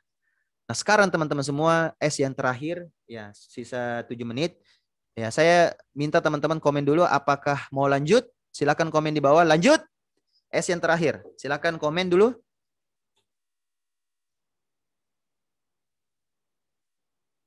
Oke, lanjut ya. Masya Allah. Gaspol, mantap.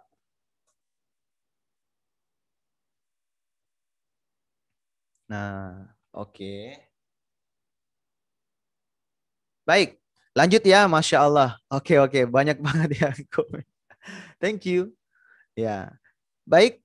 Kita akan lanjutkan dan ini yang terakhir. Catat baik-baik ya teman-teman semua. Yang kelima itu S yang kelima adalah ini dia. Ini yang saya taruh paling akhir. Apa itu? Selling. Selling. Apa itu? Jualan. Tidak ada cara lain teman-teman semua. Kalau mau membayar hutang itu Anda harus. Karena bayar hutang itu cuma satu rumusnya. Ya bayar. Cara bayarnya cuma dua. Via transfer atau tunai. Ya nggak bisa memang, harus dibayar. Nah masalahnya uangnya dari mana? Nggak ada cara lain teman-teman semua. Ya, yang bisa dilogikakan adalah Anda harus jualan. Tapi gara-gara hutang banyak orang yang langsung tiba-tiba mendadak hebat jualan.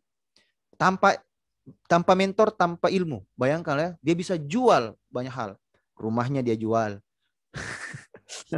Mobilnya dia jual. Barang-barang di rumahnya dia jual. Dia jual banyak hal. Hebat sekali jualannya. Tapi bukan itu maksud saya. Selling di sini adalah ilmu dalam menawarkan barang. Ilmu dalam menjual jasa dan barang. Ya. Jadi ada namanya jasa, ada namanya barang. Anda mau jual yang mana? Ya, pilihan. Jadi jasa itu sekarang harus cuma melakukan ini, rumusnya cuma satu kalau jual jasa. Harus bisa divideokan. Soalnya sekarang tidak ada lagi jasa yang bisa ditransaksikan pada saat ketemu. Kecuali dia kepepet dan memang ngotot. Ya, seperti saat ini profesi para motivator itu semakin kurang jobnya karena efek pandemi. Saya hilang jadwal saya banyak sekali ketika pandemi. Padahal itu bisa membuat saya hidup setahun ya secara harta, secara uang ya. Namun karena masalah pandemi akhirnya jasa itu nggak bisa dijual secara offline, harus dijual lewat online. Namun saya pikir-pikir online, jualan online. Aduh, jualan online, jasa di online. Aduh, apa ada banyak yang mau bayar ya? Tapi alhamdulillah banyak juga. Ya, saya pernah bikin itu bayar orang satu tiket itu 100.000. Ini kalau mau saya juga kasih berbayar bisa aja. Tapi saya memilih sharing. Ya, saya memilih sharing. Apalagi sini yang banyak gabung adalah Haramain Family. Ini adalah fasilitas dari saya sebagai mentor Haramain. Itu saya kasih fasilitas gratis untuk menuntut ilmu. Ya, karena sudah masuk di Haramain, ya sudah mau menuntut ilmu, sudah merendahkan hati, makanya saya kasih fasilitas rutin ya mentoring seperti ini. Nah, jadi harus gampang divideokan kalau menjual jasa. Sedangkan yang kedua, nah ini saya catat ya. Kalau selling itu jasa harus zoomable. Kalau jualannya jasa harus zoomable. Jasa harus zoomable. Yang gampang di-zoomkan, gampang di-videokan. Kalau barang harus deliverable. Jadi gampang untuk dikirim lewat pos, lewat JNT dan sebagainya. Dan juga tidak berat.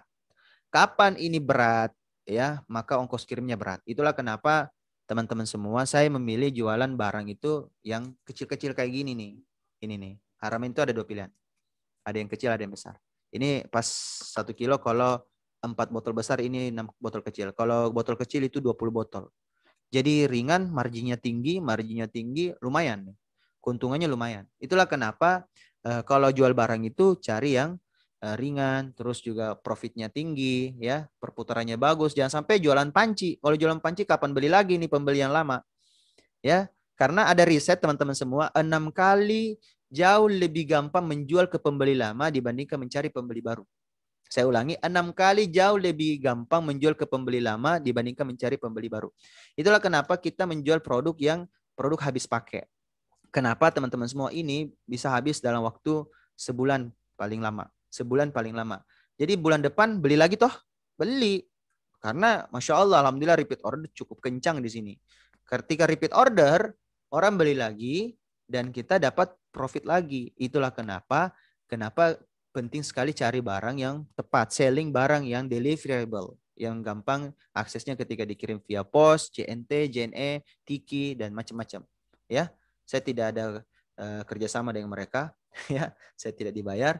Yang jelasnya Anda harus memilih barang yang deliverable, selling, dan pastikan Anda miliki. Ini dia. Kalau mau jualan, pastikan memiliki mentor. Miliki apa? Miliki, mohon maaf. Miliki mentor. Tidak bisa Anda jualan sendirian, teman-teman semua.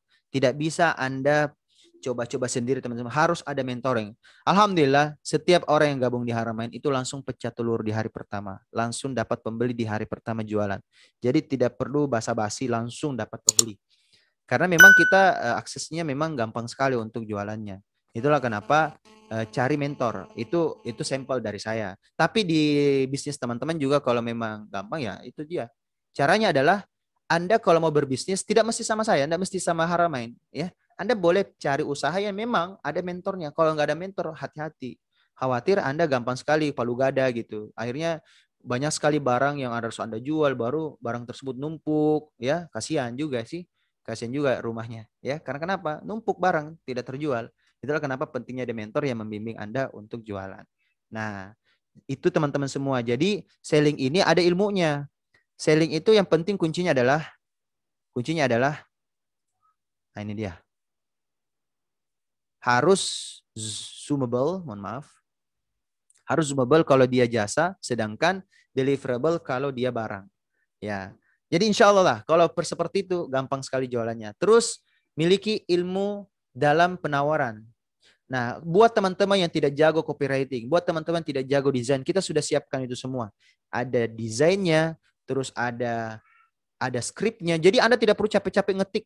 Jadi memang sudah kita berikan aksesnya untuk seluruh teman-teman yang bergabung sama Haramain Family, ya, bergabung sama PT H2O.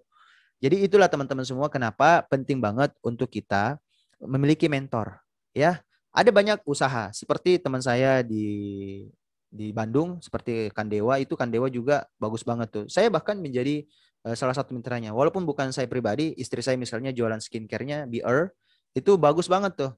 Bisa gabung aja sama orang-orang yang memiliki mentoring, itu penting. Yang jelasnya harus memiliki mentor. Harus memiliki mentor. Jadi banyak banget usaha lain seperti misalnya banyak. Saya tidak perlu sebutkan satu persatu. Ya saya cuma contohkan aja ya istri saya atau saya pribadi pun saya memilih misalnya jualan OSB. Tunggu dulu mana OSB-nya ya? Ada OSB nutrisi otak. Itu saya punya mentornya di sana. Mentornya ada sehingga buat kita dalam berbisnis itu ternyata dimudahkan, ya, dimudahkan. Nah, jadi teman-teman semua dalam bisnis itu tidak boleh jalan sendiri. Karena bisnis itu is about marathon, bukan sprinter. Kalau Anda sprinter, Anda jago lari sendiri. Setelah itu Anda menghilang, mana ya? Mana orangnya? Nggak ada. Udah hilang. Tapi ketika Anda maraton, itu Anda akan terus. Apalagi kalau Anda sudah bisa jadi pengusaha. Kenapa? Karena di Haramain Anda berpotensi jadi pengusaha. Karena ketika Anda misalnya jadi agent, Anda bisa rekrut tim, ya. Rumusnya adalah jual ke penjual. Nah, sell to seller. Saya catat ya. Ini kunci kalau mau cepat. Nah, sell ini rumus terakhir teman-teman sebagai penutup juga. Sell to seller. Apapun produk Anda, apapun bisnis Anda, saya menyarankan bahwa bisnis tersebut bisa dijual ke penjual. Karena kalau Anda jual ke pembeli saja langsung, capeknya luar biasa karena Anda capek melayani sendiri. Anda misalnya kalau jualan sendiri kan bedanya gini. Ini loh rumusnya teman-teman semua. Apa perbedaan antara satu orang, satu toko menjual 100 produk dibandingkan 100 toko menjual satu produk? Pilih mana teman-teman semua? Anda yang punya mitra 100 toko tersebut atau cuma Anda sendiri yang jual 100 buah produk? Capek mana? Ya capek ini karena Anda sendirian. Tapi kalau Anda punya mitra reseller, ya, Anda kalau bentuk tim 100 toko, insya Allah Anda bisa menghasilkan menjual produk lebih banyak. Karena kenapa? Satu produk dijual oleh 100 orang, 100 toko. Dibandingkan sendirian menjual 100 produk, capeknya luar biasa. Jadi jual ke penjual. Jual ke penjual. Ini rumusnya. Sell to seller. Itulah kenapa ada namanya sistem agen dan distributor. Distributor menjual ke reseller. Begitu teman-teman semua ya.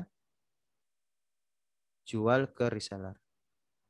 Nah, kalau posisi Anda hari ini reseller, ya pastikan Anda upgrade menjadi agen seperti itu.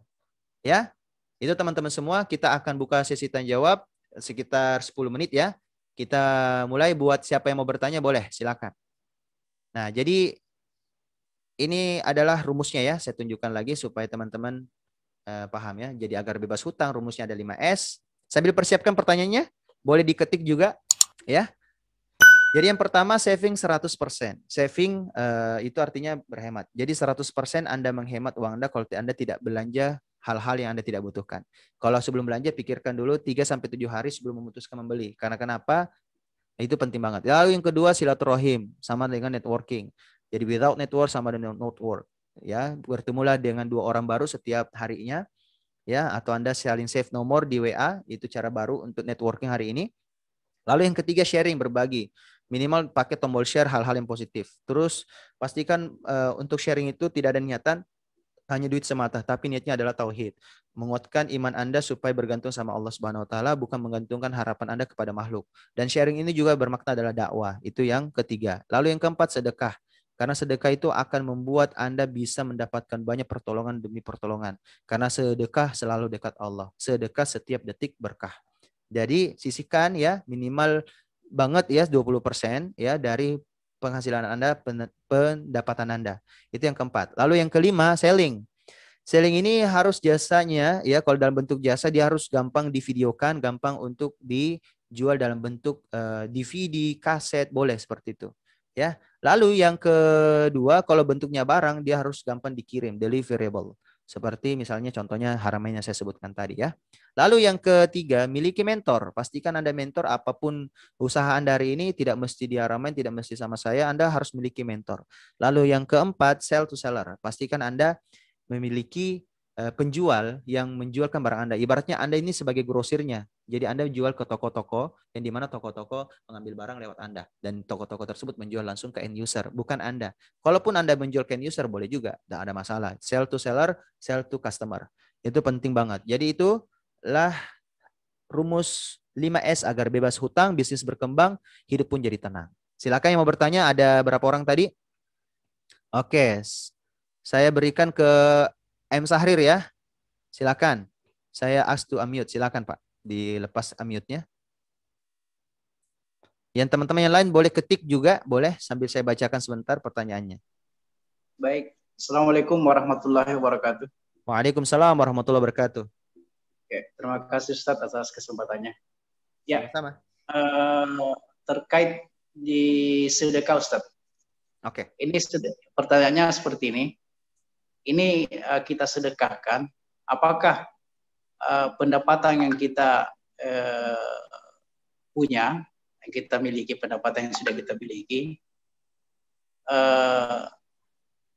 kita sedekahkan setelah kita di 20%, katakanlah 20%, apakah kita sedekahkan 20% itu setelah kita memenuhi kebutuhan kita sehari-hari, ataukah memang sebelum kita keluarkan kebutuhan kita sehari-hari, sudah kita memang keluarkan 20% ya Ustaz. Terima kasih Ustaz, syukron. Masya Allah, bagus banget pertanyaannya Pak. Pak Sahrir dari mana Pak?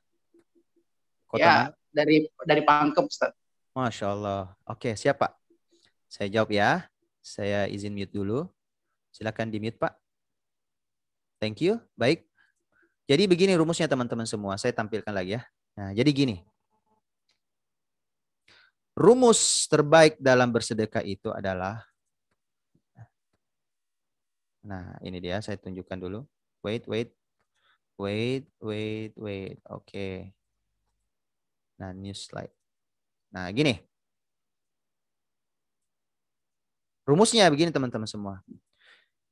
Sebelum kebutuhan pribadi, Anda sudah keluarkan memang minimal 10%. Contoh untuk saving, untuk investasi, invest di sini. Untuk bisnis, 10% sedekah. Dahulukan dulu yang ini.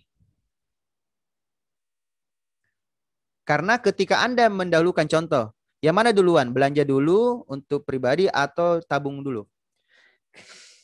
Atau sedekah dulu? Karena begini teman-teman, ketika Anda memiliki prinsip bahwa untuk keluarga dulu, belanja dulu untuk kebutuhan keluarga, maka Anda menunggu sisa, maka saya yakin dan percaya tidak akan ada sisa. Soalnya apa? Kebutuhan Anda begitu banyak. Apalagi pengeluaran lebih banyak dibandingkan pemasukan. Jadi rumusnya adalah sedekahkan dulu, invest dulu 20% totalnya. Selisihnya, sisanya 80% itu Anda bebas silahkan berikan kepada istri Anda untuk mengelolanya atau kepada kebutuhan pribadi Anda, kebutuhan rumah tangga Anda. Jadi Anda keluarkan dulu ini. Karena kapan Anda memenuhi dulu kebutuhan pribadi yang ini, ya, yang 80%, biasa kita tidak bisa kontrol. Karena kenapa orang banyak berutang itu? Karena mereka tidak memiliki catatan, tidak memiliki manajemen keuangan. Jadi mending keluarkan aja dulu yang ini, 20% ini. Orang-orang yang punya banyak hutang itu adalah orang-orang yang memang dia tidak mampu mengelola manage uangnya dengan baik. Jadi saya kasih sederhana aja, ya udah, keluarkan dulu sedekahnya, baru Anda sisanya berikan kepada keluarga. Kapan Anda berikan dulu kepada keluarga, sisanya Anda tunggu sudah tidak ada sisa untuk sedekah, untuk invest, untuk saving. Itulah kenapa penting banget untuk ini, untuk keluarkan dulu ini, dahulukan dulu yang ini, apalagi kita ada status pinjaman. Sama persis, ya, karena sedekah ini insya Allah akan ada balasan dari Allah, ya, kita tidak pernah tahu ya kapan dibalasnya. Yang jelasnya ini bisa menolong kita, ya, bisa di mana Allah Subhanahu wa taala mendatangkan peluang demi peluang sehingga kita bisa membayar utang-utang kita. Begitu Pak Sarir. Jadi dahulukan dulu ini, baru ini. Ya, karena ini kan pasti wajib ya, ini wajib. Artinya apa? Kalau sudah wajib, ini keluarkan dulu. Karena kenapa? Kadang kalau kita sudah keluarkan lebih dulu ini, nggak ada sisa. Mau saving untuk invest, nggak ada. Sedekah juga sudah habis. Ya mending ini dulu, 20%. Baru selisihnya 80% itu kasih ke keluarga. Begitu. Oke, ada lagi yang mau bertanya? Oke. Pak Akmal ya. Saya lepas untuk Pak Akmal. Silakan Pak Akmal. Teman-teman yang lain boleh via chat ya, via kolom chat untuk bertanya. Atau mau juga raise hand, boleh, saya kasih kesempatan. Pak Akmal, saya memberikan Anda kesempatan. Silakan. Yang lain juga yang mau bertanya lewat sini boleh. Silakan Anda raise hand, nanti saya buka mute-nya. Ada lagi? Oke, saya balas dulu lewat chat ya. Assalamualaikum Ustadz. Waalaikumsalam warahmatullahi wabarakatuh. Nah, pertanyaannya. Afwan Ustadz, saya mau bertanya mengenai apa yang harus dimiliki untuk semangat dalam berjualan produk. Apa yang harus dimiliki untuk semangat dalam berjualan produk? Ya, pertama, miliki tim. Ya, miliki tim. Kenapa? Kalau ada tim Anda, ada seller Anda, maka secara otomatis Anda akan semangat. Karena kenapa? Ada tanggung jawab. Orang-orang yang punya jiwa integritas yang tinggi, punya sifat untuk amanah, ya, dia punya sikap itu, dia punya sifat itu, maka dia akan semangat untuk terus mengayomi orang. Pikirkan bahwa kalau Anda membantu tim Anda, dia semangat, ya, dia punya penghasilan, maka secara otomatis Anda akan semangat. Jadi luruskan niat dulu.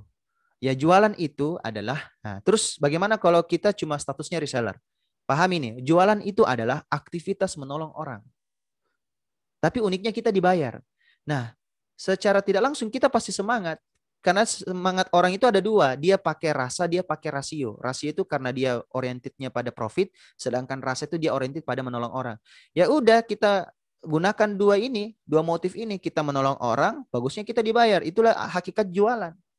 Rasulullah itu luar biasa saking amanahnya. Pernah satu kisah, Rasulullah itu dibeli barangnya. Ya, dibeli barangnya.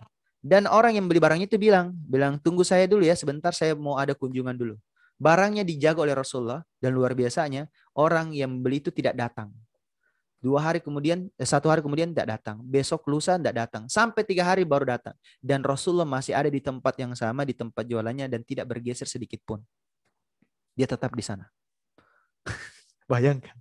Rasulullah masih ada di situ karena kenapa? Dia hakikatnya menjaga amanah. Dia menolong orang yang siapa tahu memang dia sudah beli, dia sudah memiliki barang tersebut. Dia sudah beli, dia sudah transaksi.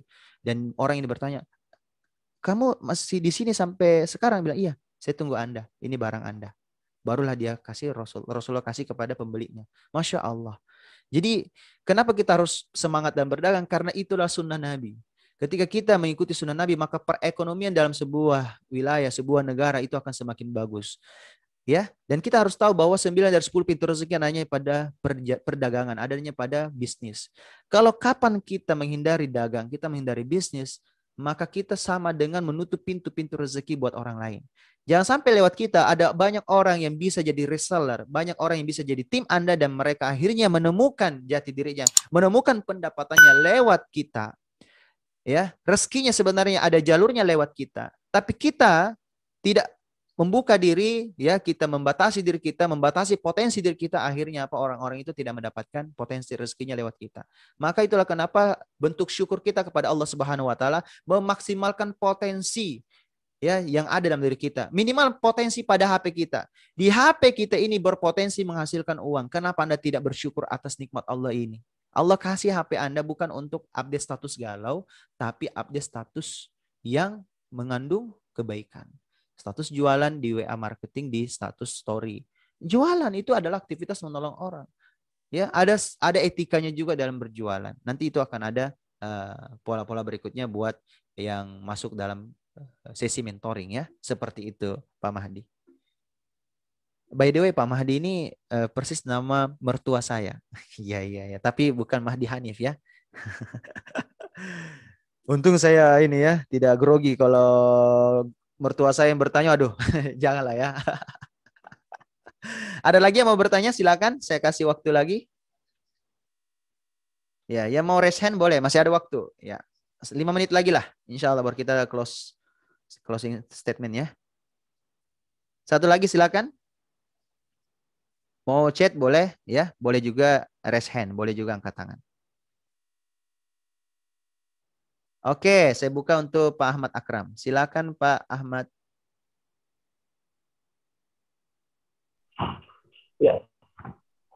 Halo, Assalamualaikum. Waalaikumsalam warahmatullahi. Ya, Ustaz. Yeah.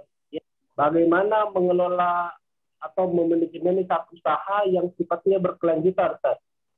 Oke, bagaimana manage usaha yang sifatnya berkelanjutan? Apa jenis usaha saat ini? Ya, Ustaz. Yang sekarang ini, Ustaz, kontraktor, Ustaz. Oke. Kontraktor, jadi sifatnya temporer, Ustaz. Misalkan ada proyek berjalan. Tapi kalau misalnya nggak ada, kan harus cek lagi, Ustaz. Berarti sifatnya hanya temporer, ada batas waktunya. Nah, sekarang ini seperti misalnya Ustaz, kan misalnya apa, menjual produk, Ustaz, ya. Itu kan boleh dikatakan sifatnya akan berkelanjutan, Ustaz. Itu tinggal gimana manajemennya aja, Ustaz, ya. Betul. Sekarang tadi, Ustaz, saya mau belajar sama Ustaz ini.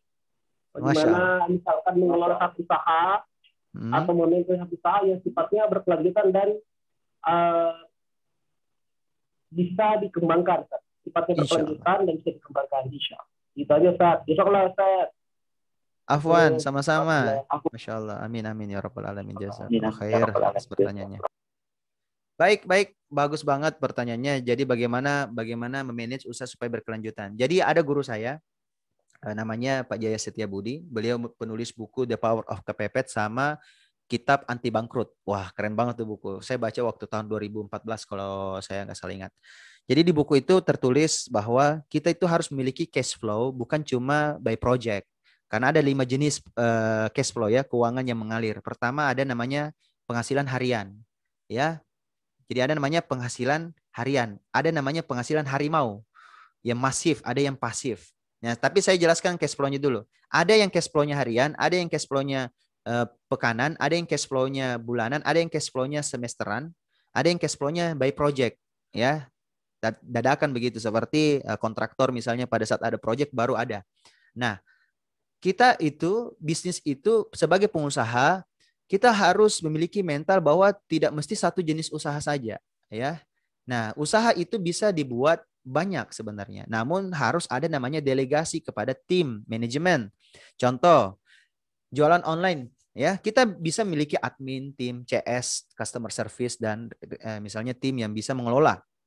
Itu namanya berkelanjutan karena ada manajemen, ada delegasi. Bisnis itu akan hanya bisa dikatakan bisnis kalau didelegasikan bisnisnya.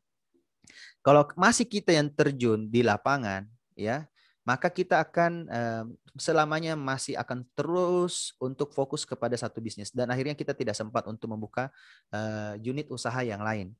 Nah, itulah kenapa saya pribadi, karena saya masih terjun di sini, ya, saya mengelola PT H2O, tapi saya juga bisa buka usaha lain, caranya berinvestasi, ya, ada hasil, ada berinvestasi, sehingga penghasilan itu akan datang.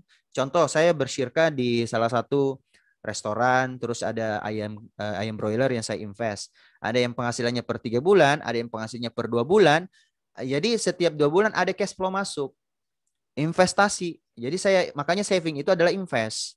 Ya, jadi saya itu kalau dapat penghasilan, saya sudah sisihkan memang kapan cukup nih untuk bisa investasi di bisnisnya teman yang manajemennya transparan, jelas bagi hasilnya, akadnya jelas di depan notaris kita ini, maka saya invest. Dan investnya tidak perlu banyak-banyak, ya, karena nggak mesti ratusan juta. Ada kok yang sirkanya dari cuma 2.500.000, ada yang 5 juta aja sekali invest, dan Anda bisa dapat bagi hasil per 2 bulan. Jadi di situ manajemen risikonya ditanggung oleh pengelola, yang dimana kita tetap ada namanya bagi untung dan bagi rugi. Ketika misalnya ada force major, ada gempa bumi, ya tentu itu kita harus bertanggung jawab juga sebagai investor, ya udah kita hilaskan aja begitu. Tapi kalau misal dalam masalah pengelola kita tahu orang ini bagus dalam mengelola uang, maka saya syirkahkan.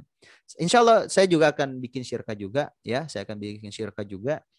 Itu orang yang punya uang biasa bingung mau kelola uangnya bagaimana. Dia dapat penghasilan, dapat untung, dia cuma tabung. Saya bilang kalau Anda tabung, uang Anda itu tergerus oleh inflasi. Uang Anda tergerus oleh inflasi, di mana inflasi itu 12% per tahun, sedangkan Anda dapat bagi hasil dari bank itu seperti deposito, ya, dapat bunga, apalagi itu tahu bunga itu adalah riba. Cuma 6% saja. Artinya apa? 6% dikurang 12 itu sama dengan minus 6%. Anda minus sebenarnya uang Anda ketika Anda tabung di bank. Makanya itulah kenapa cash flow uang itu harus dijaga. Jadi Anda boleh memilih, ya. Kalau perlu pastikan punya 5-5-nya. Jadi saya itu memastikan punya penghasilan, ya, cash flow harian. Ada pekanan. Ya, pekanan ini seperti saya punya job khutbah Jumat, ya, ceramah atau ngisi seminar pekanan gitu, ya. Saya biasa diundang perusahaan, diundang oleh komunitas. Jadi itu penghasilan pekanan saya. Nah, kalau pas bulanan itu contoh orang yang punya bukan project sih, kayak orang kerja kan dia dapat penghasilan bulanan. Saya menggaji diri saya juga. Saya menggaji diri saya juga di PT saya yang saya bikin. Saya pribadi itu saya tidak ambil untung langsung. Jadi memang dapat penghasilan hari-hari, tapi saya gaji setiap bulan diri saya. Saya menetapkan diri saya punya gaji setiap bulan sekian. Dan itu saya hanya hidup dengan penghasilan tersebut. Jadi saya tidak akan ganggu profit lebihnya. Saya hanya simpan itu untuk dikelola di bisnis yang sama atau di bisnis yang berbeda. Jadi memang bertumbuh terus. Jadi uang itu harus diputar. Dia itu kalau ditanam, ya, dia akan berkembang. Tapi kalau Anda boros, maka dia akan hilang. Ya, itulah pentingnya banget kita mengelola uang. Lalu yang keempat adalah penghasilan semesteran. Saya dulu itu bikin jasa bisnis pendidikan. Jadi biasa per 6 bulan itu orang bayar semesteran. Atau bikin kos-kosan. Kos-kosan orang biasa bayar per tahun atau per semester. Atau biasa bayar juga per bulan. Jadi miliki cash flow bulanan. Punya kos-kosan, punya kontrakan, ya. Nah, jadi kontraktor itu bukan kontrak sana kontrak sini, tapi kita yang miliki kontrakan. Ya, begitu Pak, ya. Nah, jadi Pak Ahmad boleh miliki kontrakan juga, apalagi Bapak di kontraktor. Coba deh memanage uang Anda, karena by project itu berarti itu kesempatan Anda untuk mengelola uang Anda untuk di bisnis yang berbeda. Ya, tetap karena begini Pak. Saya pun juga ngisi seminar tidak rutin. Undangan seminar juga tidak selamanya tiap pekan. Biasa juga by project. Jadi ketika by project itu saya sudah tentukan, misalnya bagi untungnya berapa atau berapa budgetnya. Itu kalau saya dapat sekali itu lumayan kan, lumayan dapatnya. Dan itu ketika dapat hasil itu saya kelola betul. Jadi contoh, total Anda dapat misalnya profit, ya, 100 juta atau 1 miliar. Bagaimana uang 100 juta atau 1 miliar itu dikelola di bisnis yang berbeda sehingga besar. Jangan sampai kita hanya fokus hanya satu bisnis dan kita berfoya-foya dengan hasil di kontraktor tadi, yang di project tadi, yang dimana belum jelas ada project lagi berikutnya, apalagi masa pandemi, uang lagi sulit untuk keluar. Itulah kenapa kita harus cerdas dalam mengelola uang. Karena orang yang pandai mengelola uang, ya itu sangat bisa sekali mendapatkan kemenangan demi kemenangan. Karena memang di dalam Quran itu banyak sekali ilmu manajemen. Seperti kisah dari Nabi Yusuf. Ketika mentakwilkan mimpi sang raja Al-Aziz, ketika sang raja ini bermimpi 7 ekor unta sapi yang memakan unta yang lain, 7 ekor yang unta yang kurus memakan, itu terus juga banyaklah selama 7 tahun berturut-turut itu. Itu kan ada kisahnya, mungkin teman-teman udah baca surah Yusuf gitu ya. Itu ditakwilkan oleh Nabi Yusuf supaya apa? Menanamlah banyak-banyak selama 7 tahun ini. Karena akan ada masa paceklik, ada masa pandemi selama 7 tahun berikutnya. Di mana tanaman yang kita tanam itu jangan dicabut dari, kalau nggak salah apanya itu ya. Ada bahasanya itu jangan dicabut dari, misalnya ada tanaman nih padinya. Jangan dulu diolah gitu, biarkan aja seperti itu. Ya dicabut aja baru disimpan. Nah itu lebih awet. Ternyata cara pengawetan dulu kan tidak pakai teknologi sekarang ya.